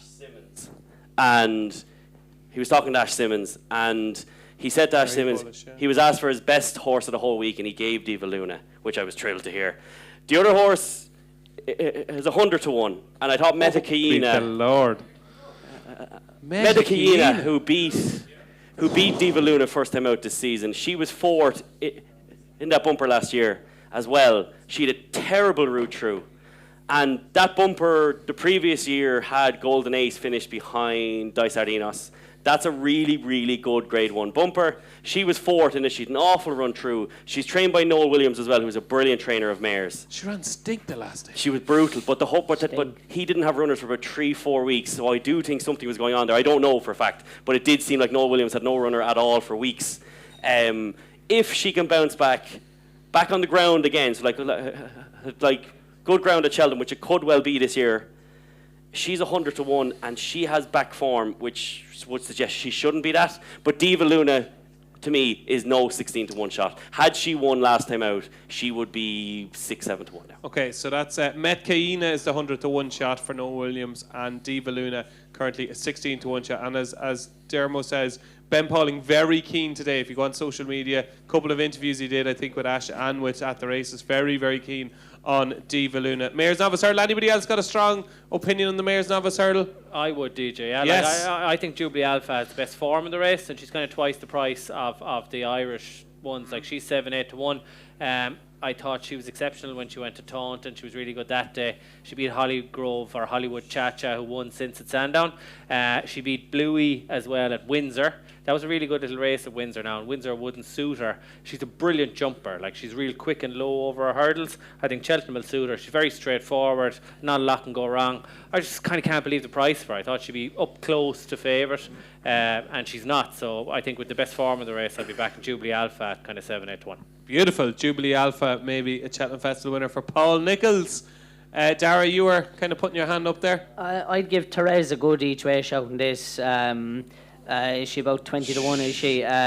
She's a filly that she had a couple of runs last year and made in hurdles, and this year for some reason she's just after sharpening up a good bit. She's done nothing wrong. She won a maiden hurdle in Clonmel. That form has worked out okay. She was second in a listed or a Grade 3 in Punchestown, and then won very easily in Navan a couple of weeks ago. She seems to be in good nick at home, and I think she could be an each way player in this. Beautiful. That's Therese, Tereze for Darragh O'Keefe, currently about a 20 to 1 shot with Betfred for the Mares Novice Hurdle. Mikey, any of these Mares I've no Novice? opinion on this one, Dave. No. Tony? No. No, okay. Mares Chase, Dino Blue. Is this the year she's going to do it, Tony Keenan? No, I'm not sure she stays the trip. She's very short now. She's getting towards even money. She's better at 2 miles. I think like she's a grade 1, bordering grade 1-2 male, or she can come second to a Piquel Fabiolo or an informal Fabiolo anyway, and win a grade 1 at Leopardstown Christmas last season. I'm just not sure about her at this But trip. Tony, do you not think if you got one of them sex changes, you'd nearly win this race? Like, this is not a good mare's chase. Thought this was a family show, but there you go. But it's not. somebody pointed out when we said we're previewing the mare's chase, somebody said there's nothing in it. It's not. There's nothing in it. It's not. But the other thing with it is, I think she might want a bit of soft ground as well. Her 2 disappointing runs earlier this season, kind of on nice ground, comes back to form at Naas on slow ground. I wouldn't like the back her 13 date. No, definitely Anything not. against her? Yes. Yeah. Gavin, yes. Brides Hill. No chance. That's great. That's money done. I'll make a small bit of a case for. That's actually JP McManus in the crowd that said no chance. Is it? JP's buying Brides Hill, is he? No, he doesn't fancy the favourite. Okay, we'll see. Anyway, Brides Hill. Okay, so this is the best workhorse Gavin Cromwell has in his yard. What happened last time at Huntington against Telepathy? I'd say 2 things have happened to her this season. She had a setback earlier in the autumn, so she's later coming back in. So definitely needs a first run in England and hopefully her second run. Now, both of those races, to me, the biggest issue was there was no pace. Yeah. Last season, she thrived in well-run races. The race she won at Fairyhouse Trinwar meeting Handicap Chase, Queen Jane and her really well-run race. The race she won in Punchestown, Allegory of the Vassie went off a crazy gallop, which really suited her. But the biggest thing is the ground. She has to have nice ground. And again, forecast is looking good. She just won't run. I think if it's soft, she just won't run, because on numerous occasions she has taken her out. And so I think you can have a bet on her each way. You can be safe in the chance that he's probably not going to risk her on. It's pointless. If the ground is nice, to me that decreases the chance of Dino Blue, who to me prefers slower ground. Bioluminescence. Would you be going with her after Saturday? I'm not sure you would. I think she looks a 3 mile. Aiming at the Irish National or something with her. So Brides Hill is the one for me, and I'd be quite. What sort of price are we talking? She is 14-1 with the sponsors here, which is basically the best price there is going to most. That's perfectly fine. Those sponsors are Betfred, 14-1 Betfred. Brides Hill for Tony Keenan. Very well made point there in the mare's chase. Are you? I think you're a Dino Blue fan, Mikey, are you? Yeah, I was, but yeah, I agree. 2 mile would suit her better, but she might have the class to win it. But and I also like Brides Hill on better ground, so I'd agree with Tony.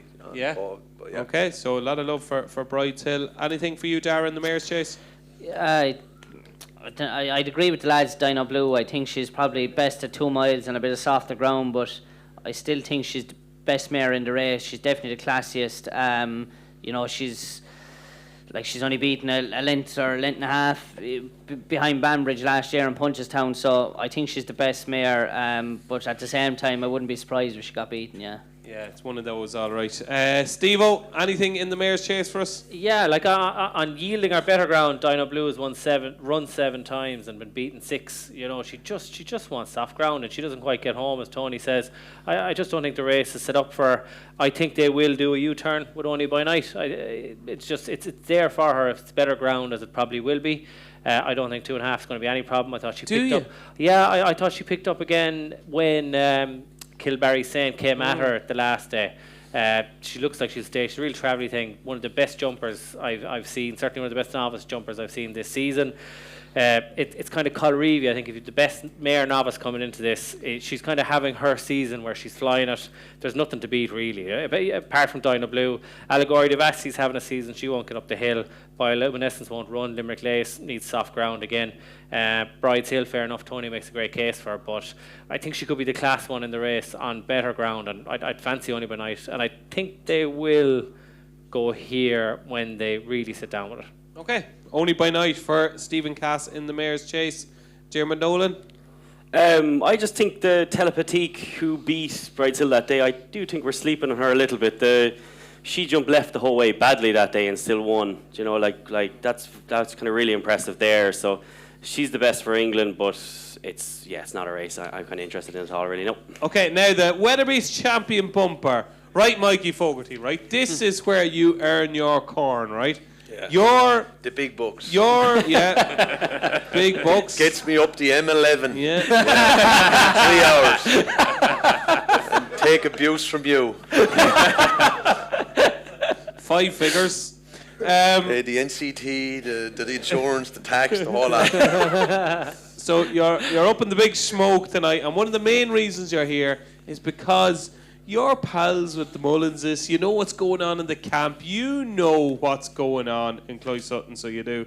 So, Weatherby's champion bumper. I don't want any ifs, buts, babies, no hemming and hawing. I don't want you puffing your cheeks. I don't want any facial expressions. I just want you to tell us what Patrick Mullins is going to ride. Oh, I don't know. Sure, he said he was going to ride the Blue Brazil horse, did he, or something the other day? Copacabana, is it? Yeah, or the Game of Inches. Yeah. Oh, sorry. Yeah, Game of Inches, I think he said. I watched that on Paddy Power. Well, I tell you what I think. I think that's an aeroplane. Do you, right? I do. I can't remember watching a bumper and being as impressed with a horse as I was with Game of Inches. I just thought it was something really special. What did you think? No, I thought it was a weak race. And look at sure, he won in the bridle inside track in Punchestown. Yes, I only glanced on it on the phone. So you don't really know till push. What are you hearing? Like, what are you hearing? Well, I like the Costello's horse. Whether he'll back it up in 3 weeks' time, I thought that was the most impressive bumper performance of the year. The Fairy House winner from Saturday. I thought Foiled the big gamble. I just thought it was a very evenly run, true run race with 2 or 3 fancied horses in it, and the way he picked up, I'd say he's going to be a kind Kaiser of ball. Kaiser Ball. Okay, so it could be a big Cheltenham winner for big Thomas Costello. Yeah, look at he's very keen though. So it could be difficult in the champion bumper, but he looks a very good horse for next year. But obviously, it's champion bumper. Yeah, what else? I can't find it. Where is it? Copacabana. It's not on it. Copacabana. Sorry. Game of Inches. Like, what are you hearing about them, or what are you seeing? Are you seeing anything? Oh, it's only the last couple of weeks. Sure, there's the same as you. The same. I've seen what you're seeing. Well, I thought I saw an aeroplane at. At Punchestown last Thursday. Probably did. You probably did. Sir Gordon's horse is good as well, the Mass Marvel horse, and Calypso Chance. I don't fancy Jalen Dudderies though. No, I wouldn't have him now for some reason. Right. So what's your selection? Kaiser Bull.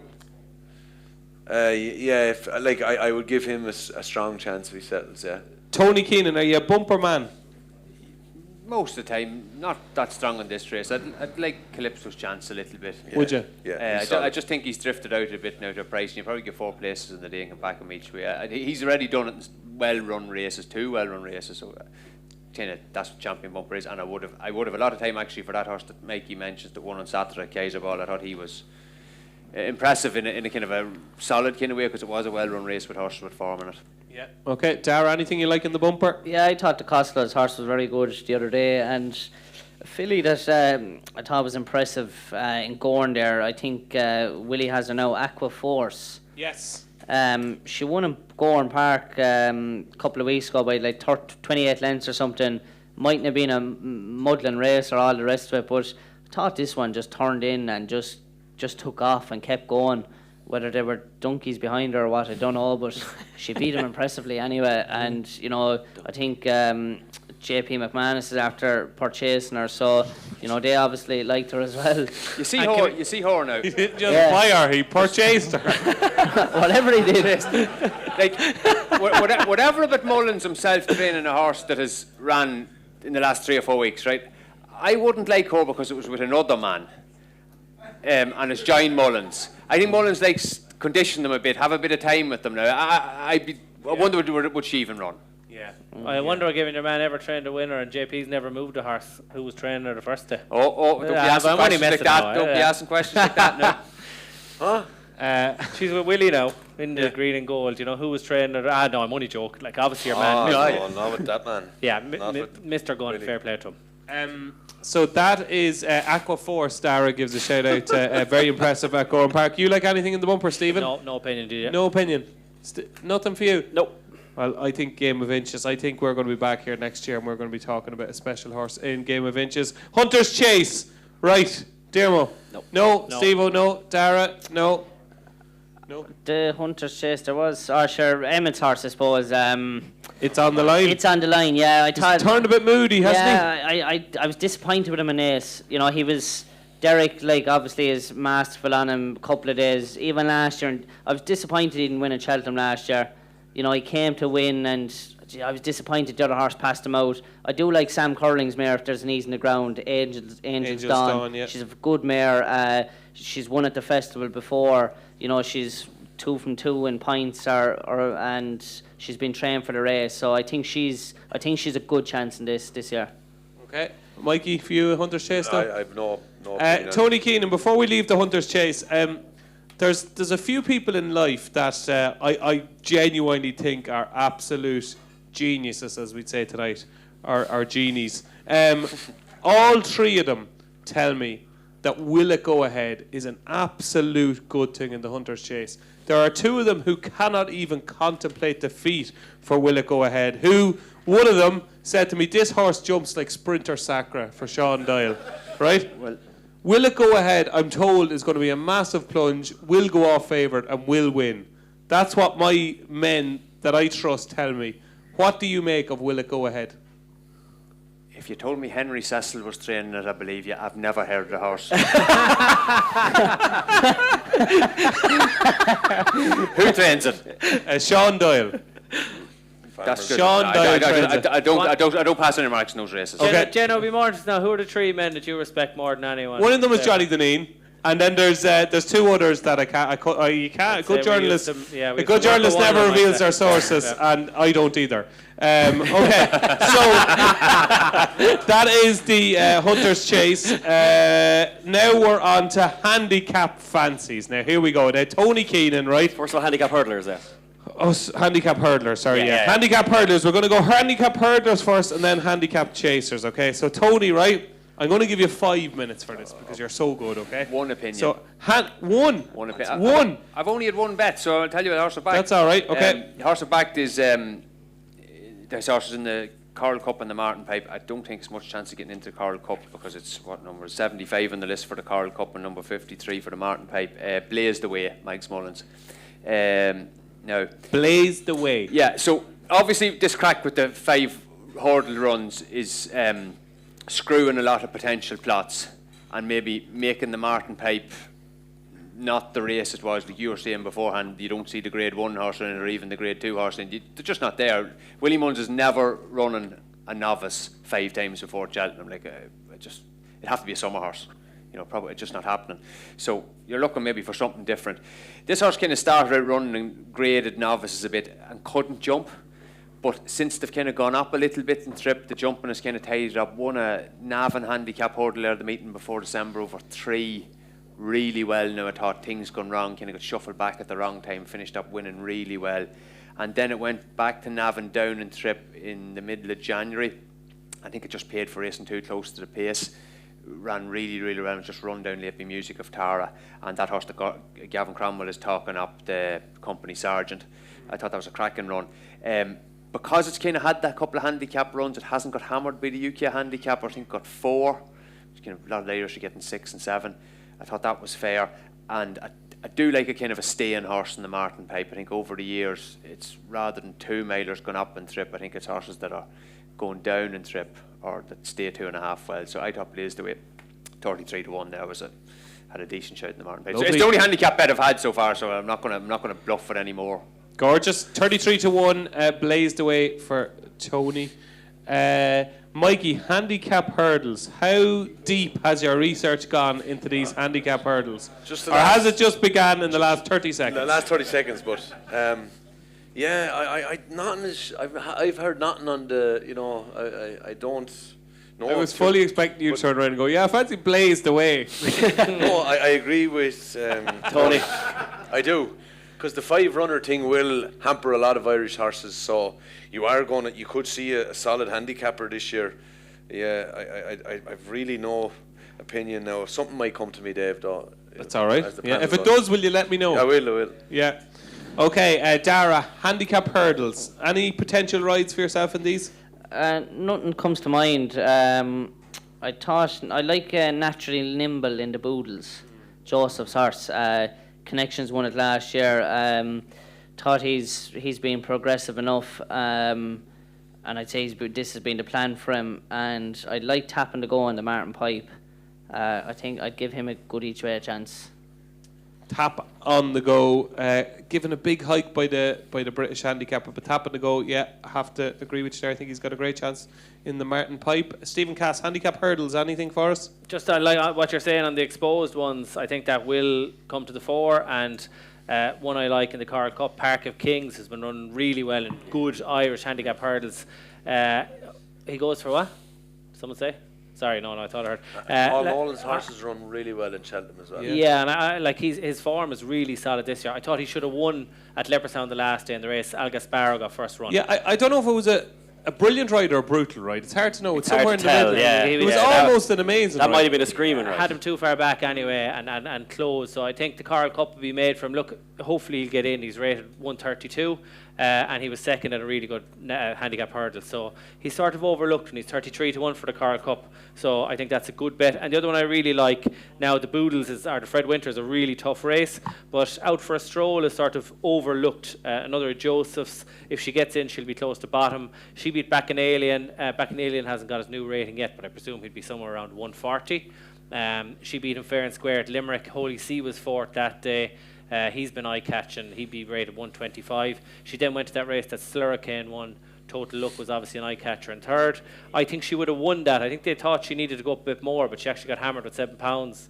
So if she had one, she'd nearly have the same mark, I think. She kind of clattered the last that day at Punchestown, or Fairyhouse, one of the right-handed ones. And I think she would have won, beaten Slurricane and Total Look. So she's kind of been overlooked. She's going to sneak in at the bottom.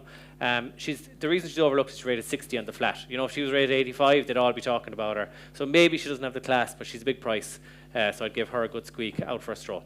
Out for a Stroll. I'm going to leave you till last because Diarmuid has a very, very, very, very, very, very, very strong fancy in the Pretemps final. I'm going to give you a few that I like. Wherever he shows up, I fancy Comfort Zone. I'd say it'll probably be the Coral Cup. Goes well fresh. This horse, I've said for about 2 years, is one of the best handicapped horses in training.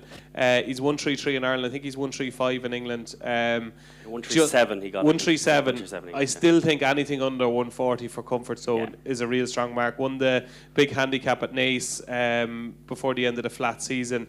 Just looks to, I thought he ran well at Christmas at Leopardstown as well. Just looks to me like there's a massive big handicap hurdle in him. And I think the Coral Cup, the Martin Pipe, whether he'll get into it or not, and you know, with Kopek to me in there as well for JP, he mightn't go there. But I thought in the Coral Cup, I thought Comfort Zone was very interesting. In the Fred Winter, I had a good look at this morning, and the one horse I thought was let in quite lightly was Vianney, trained by Harry Derham, who has that form with Lulamba and Mambo Man from Ascot. Was upsides them at the last, and then had to qualify, so ran at Ludlow. I just thought it about 25-1. I thought Vianney, who was trained by Johnny Murtha on the flat, had a chance. In the Pertemps final, Dermo's a very strong fancy who I think will run really well as well. But I thought Feet of a Dancer, I know he was mentioned earlier, I think she's got a great chance for Paul Nolan, who won the race before with Miss Milner. And in the county hurdle, I've been real keen all season on Valgrand for Harry Skelton and Dan. But Cargisi absolutely petrifies me, and I can just see Cargisi going off, as I said, about 5-2. And I'm not sure Valgrand, who is rated in the mid 130s, is good enough to beat Cargisi, who's going to be running off 141. So I'd be very, very scared of Cargisi. But I have been a big fan of Valgrand all year in the county hurdle. So I've given you a big build-up. Tell everybody here what is going to win the Pertemps final and why. Jericho the Replicator. Look, I put him up on the main show as well a few weeks ago. Now, you said that very quick, right? He's a list as long as my arm here. No. But give them the name. Jericho the Replicator. Jericho the Replicator for Nicky Henderson. Okay. Yeah, I just thought last time was an absolutely screaming. I thought this was a brilliant ride from Nico de Bonville. I thought he found all the trouble he needed to find. This horse could have won that race that day. He's rated 136 now, which I just think for a horse that Nicky Henderson really fancied last year for a Supreme, he's definitely, I think he's a 150s horse. He's very, very good. At 136 here for this race. He showed he stayed last time. I just think Jericho the Replicator is He has an unfair reputation as well, just because of that first run at Doncaster, which was very odd over fences. But bar that, he's been Sandown, sorry, but he's been straightforward enough. Bar that, I do think he's very, very talented. And in a year where novices aren't getting into the races, he's nearly a novice because of the how his season ended. So I would be very, very keen on him. I do have a few here. I have a stat that backs you up on comfort zone as well. First of all, Tapping to Go as well. Definitely like him. But I was looking through the last day at Joseph O'Brien. And Joseph O'Brien has a kind of a funny enough record at Cheltenham that he only has 4 runners, but he's got like a 22% place rating, and that he's been quite unlucky sometimes as well, where he could have a very good record. He just keeps kind of, he's at the post a few times. However, the reason why Joseph O'Brien, there is a particular stat here that does back up quite well with him, and it backs up Comfort Zone and Lark in the Morning. If you only take Joseph O'Brien horses that are 4, 5 and 6 years old, which are the main horses he gets, really. They're all 4, from 5 that and level. 6-year-olds, okay. Horses that have not won a race over the previous year. Jeez. So the previous 365 days. How do you come up with these terms and conditions? There has been, because... So he's 4, 5 and 6, right? Go on, what's the next part? He hasn't won a race for a year. Hasn't won a race for a year. Hasn't won a national race for a year. There are 8 qualifiers. Right. 4 places and 2 winners. And the reason why this makes sense is that Joseph O'Brien, all of his horses, the better handicap ones who've won for him, it's been a year plan. Like, that whole thing with Early Doors was a full year of a plan. The whole thing with Lark in the Morning was a full year of a plan. So all the horses there, 2 others at big prices who placed. Basically, Joseph O'Brien, he's a good enough trainer that he can put these handicappers aside. Comfort Zone, he won in the level, not over jumps, that's why he qualifies. And Lark in the Morning. Joseph O'Brien is more than good enough to get these horses ready without them having a massive prep. And those 2 horses, particularly Comfort Zone, I think is very well handicapped. Oh, good. And the stats back him up massively there as well. And that Joseph, when he spends a whole season targeting a really talented young horse, they do tend to strike. And they do tend to run very well. Brilliant. And of course, Comfort Zone has got that form tied in with Lossiemouth as well as a juvenile hurdler. Yeah. Anything else in the handicap hurdles? No, that's it. No, that's it. Okay. Now, handicap chases. Handicap chases. And this is my boost, would you believe? And I'm going to be ridiculed for this. I have been. I put him up as my charity bet. Somebody's shouting here. No? Who? Aramax. Yeah, good shout. Aramax was a long time ago, let me tell you. A long, too long ago. 7 years ago, I think that was the first one, wasn't it? Was it, Aramax? I think it was the first one, yeah. Look, I was on a preview last week, and I put this as my charity bet, and I will be doing the same tonight. It's boosted to 18 to 1 from 14 to 1 with Betfred in the Jack Richards Novice Handicap Chase. And cue the booze, it is Caldwell Potter. To me, Caldwell Potter is being treated like and being talked about a Gold Cup Grade 1 horse. Of course, he's been disappointing. He cost a fortune. And when you spend that amount of money on horses, you automatically assume they're going to be Gold Cup winners or Gold Cup contenders. He's not. But he's ran 3 times for Paul Nicholls. He won first time out of Carlisle. The form of that race has actually worked out quite well. The 2nd, 3rd and 4th have won since.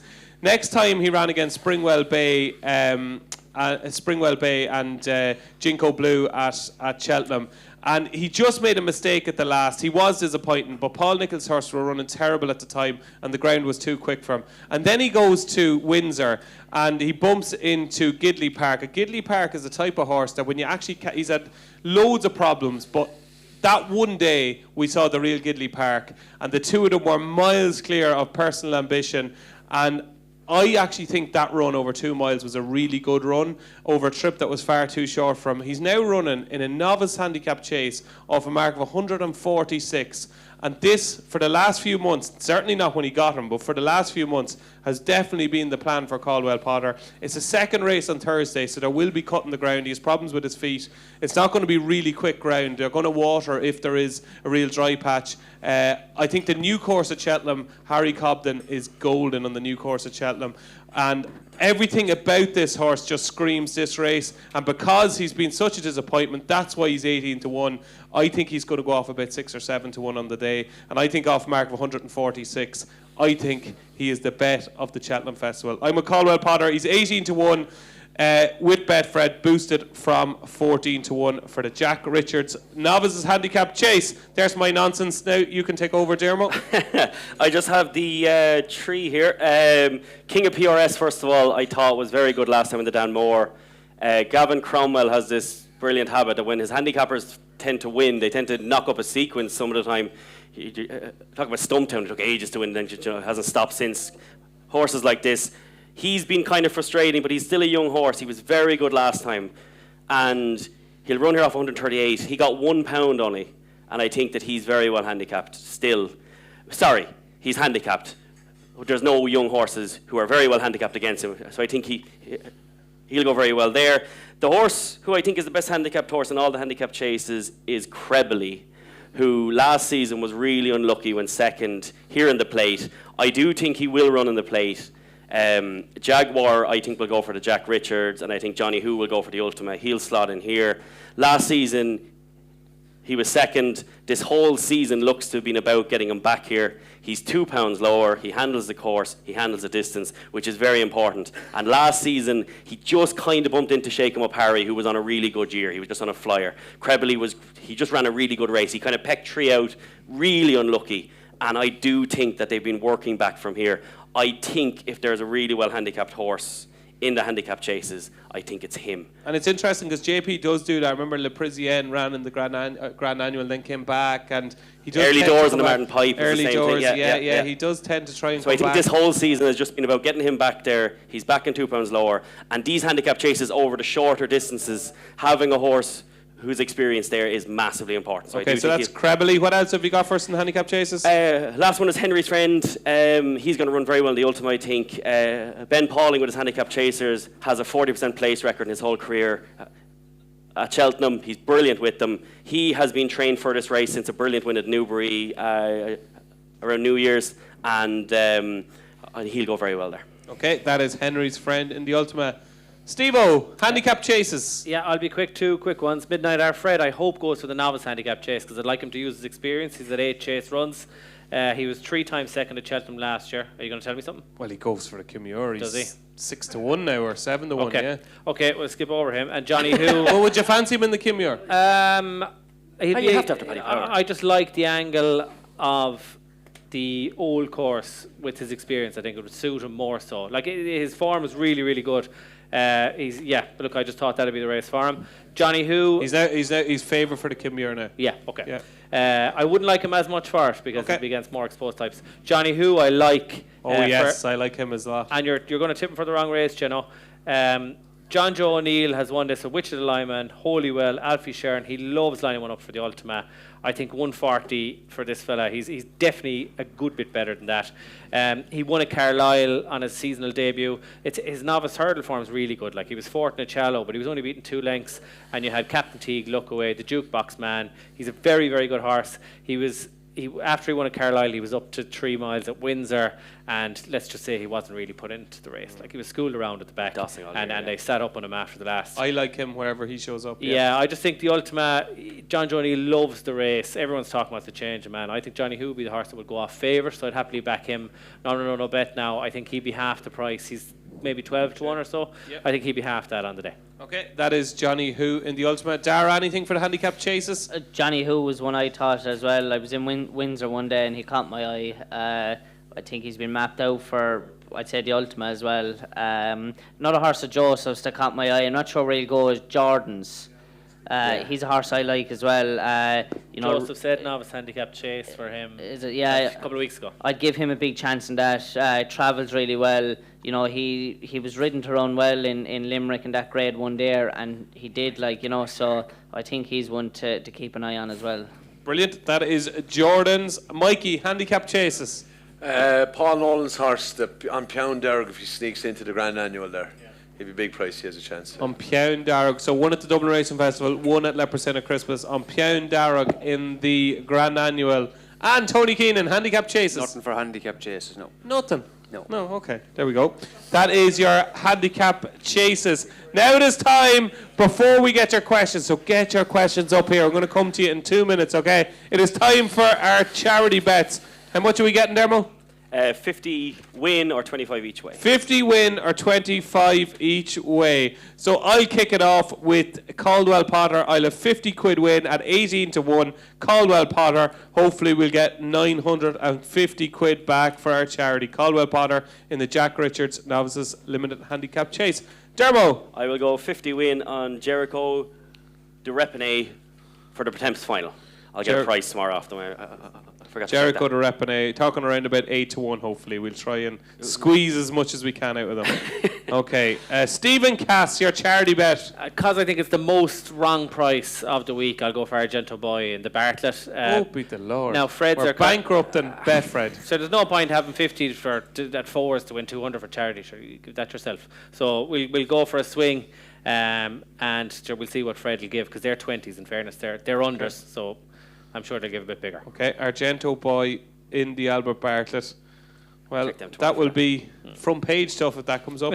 Stephen, best of luck with that in the Albert Bartlett. Darragh O'Keefe. I'll have 50 on the Big Westerner. Beautiful. Boosted to 15 to 2, the Big Westerner. So we'll have 50 quid at 15 to 2. Lovely stuff. Mikey Fogarty. What price is Comfort Zone? Roughly. Which Are you going for Comfort Zone? Yeah, I like what Bodie said. Said that. No, I agree with you. Like. Have you any fancy yourself, no? No, what price is Comfort Zone? He's 18 to 1 with Fred's for the Arkle Cup. 50 on the nose. I suppose 18's to win at the festival. It's for charity, so I have to. He'd be I the could same come for up with something races, like. then. We'll check. No. Okay, Comfort Zone in the Carl Cup, potentially 50 win. And Mr. Tony Keenan. Flicker of hope in the Albert Bartlett there. We'll cover up. We'll get the Albert Bartlett well covered off and give charity a chance. Win. Win. That's a big price as well, isn't it? Flicker of hope in the Albert Bartlett. What price are we going there, Dermo? I will find this here now. 2 seconds. Fastest finger first. Should have had this ready. 2 seconds. Albert Bartlett. Big price, I'd say. It's only about 25. Flicker of hope is 25 to 1. 25 to 1, Flicker of Hope. Okay, so there we go. 50 to win. Those are your charity bets. Flicker of Hope in the Albert Bartlett. Comfort Zone for Mikey in the Carl Cup, which he just cooked up now. Darragh O'Keefe was with the Big Westerner in the Albert Bartlett. Stephen Cass, Argento Boy in the Albert Bartlett. Diarmuid Nolan is with Jericho de Repine in the Pretemps final, and I'm with Caldwell Potter in the Jack Richards, the new Jack Richards Novices Limited Handicap Chase. There we go. Listen, you've been a terrific audience. It's great to get so much audience participation. Just a few people to thank before we go. We do this preview every year, as we said at the start. It's the 7th year of the Racehour Preview, and every year we try to incorporate a bit of crack with great knowledge and a terrific panel, and I think we've done that really well tonight. Our thanks to our sponsors this year, Betfred and Gambling.com. Curb Productions as well. And which? Curb Productions as well. Yeah, exactly. Put a brilliant show together. Well done, boys. And to you, the audience, for coming, to everybody at home for watching, and most of all, to our fantastic panel. Ladies and gentlemen, put your hands together for Tony Keenan, Mikey Fogarty, Darragh O'Keefe, Stephen Cass, Diarmuid Nolan. I've been David Jennings. Enjoy your Cheltenham Festival!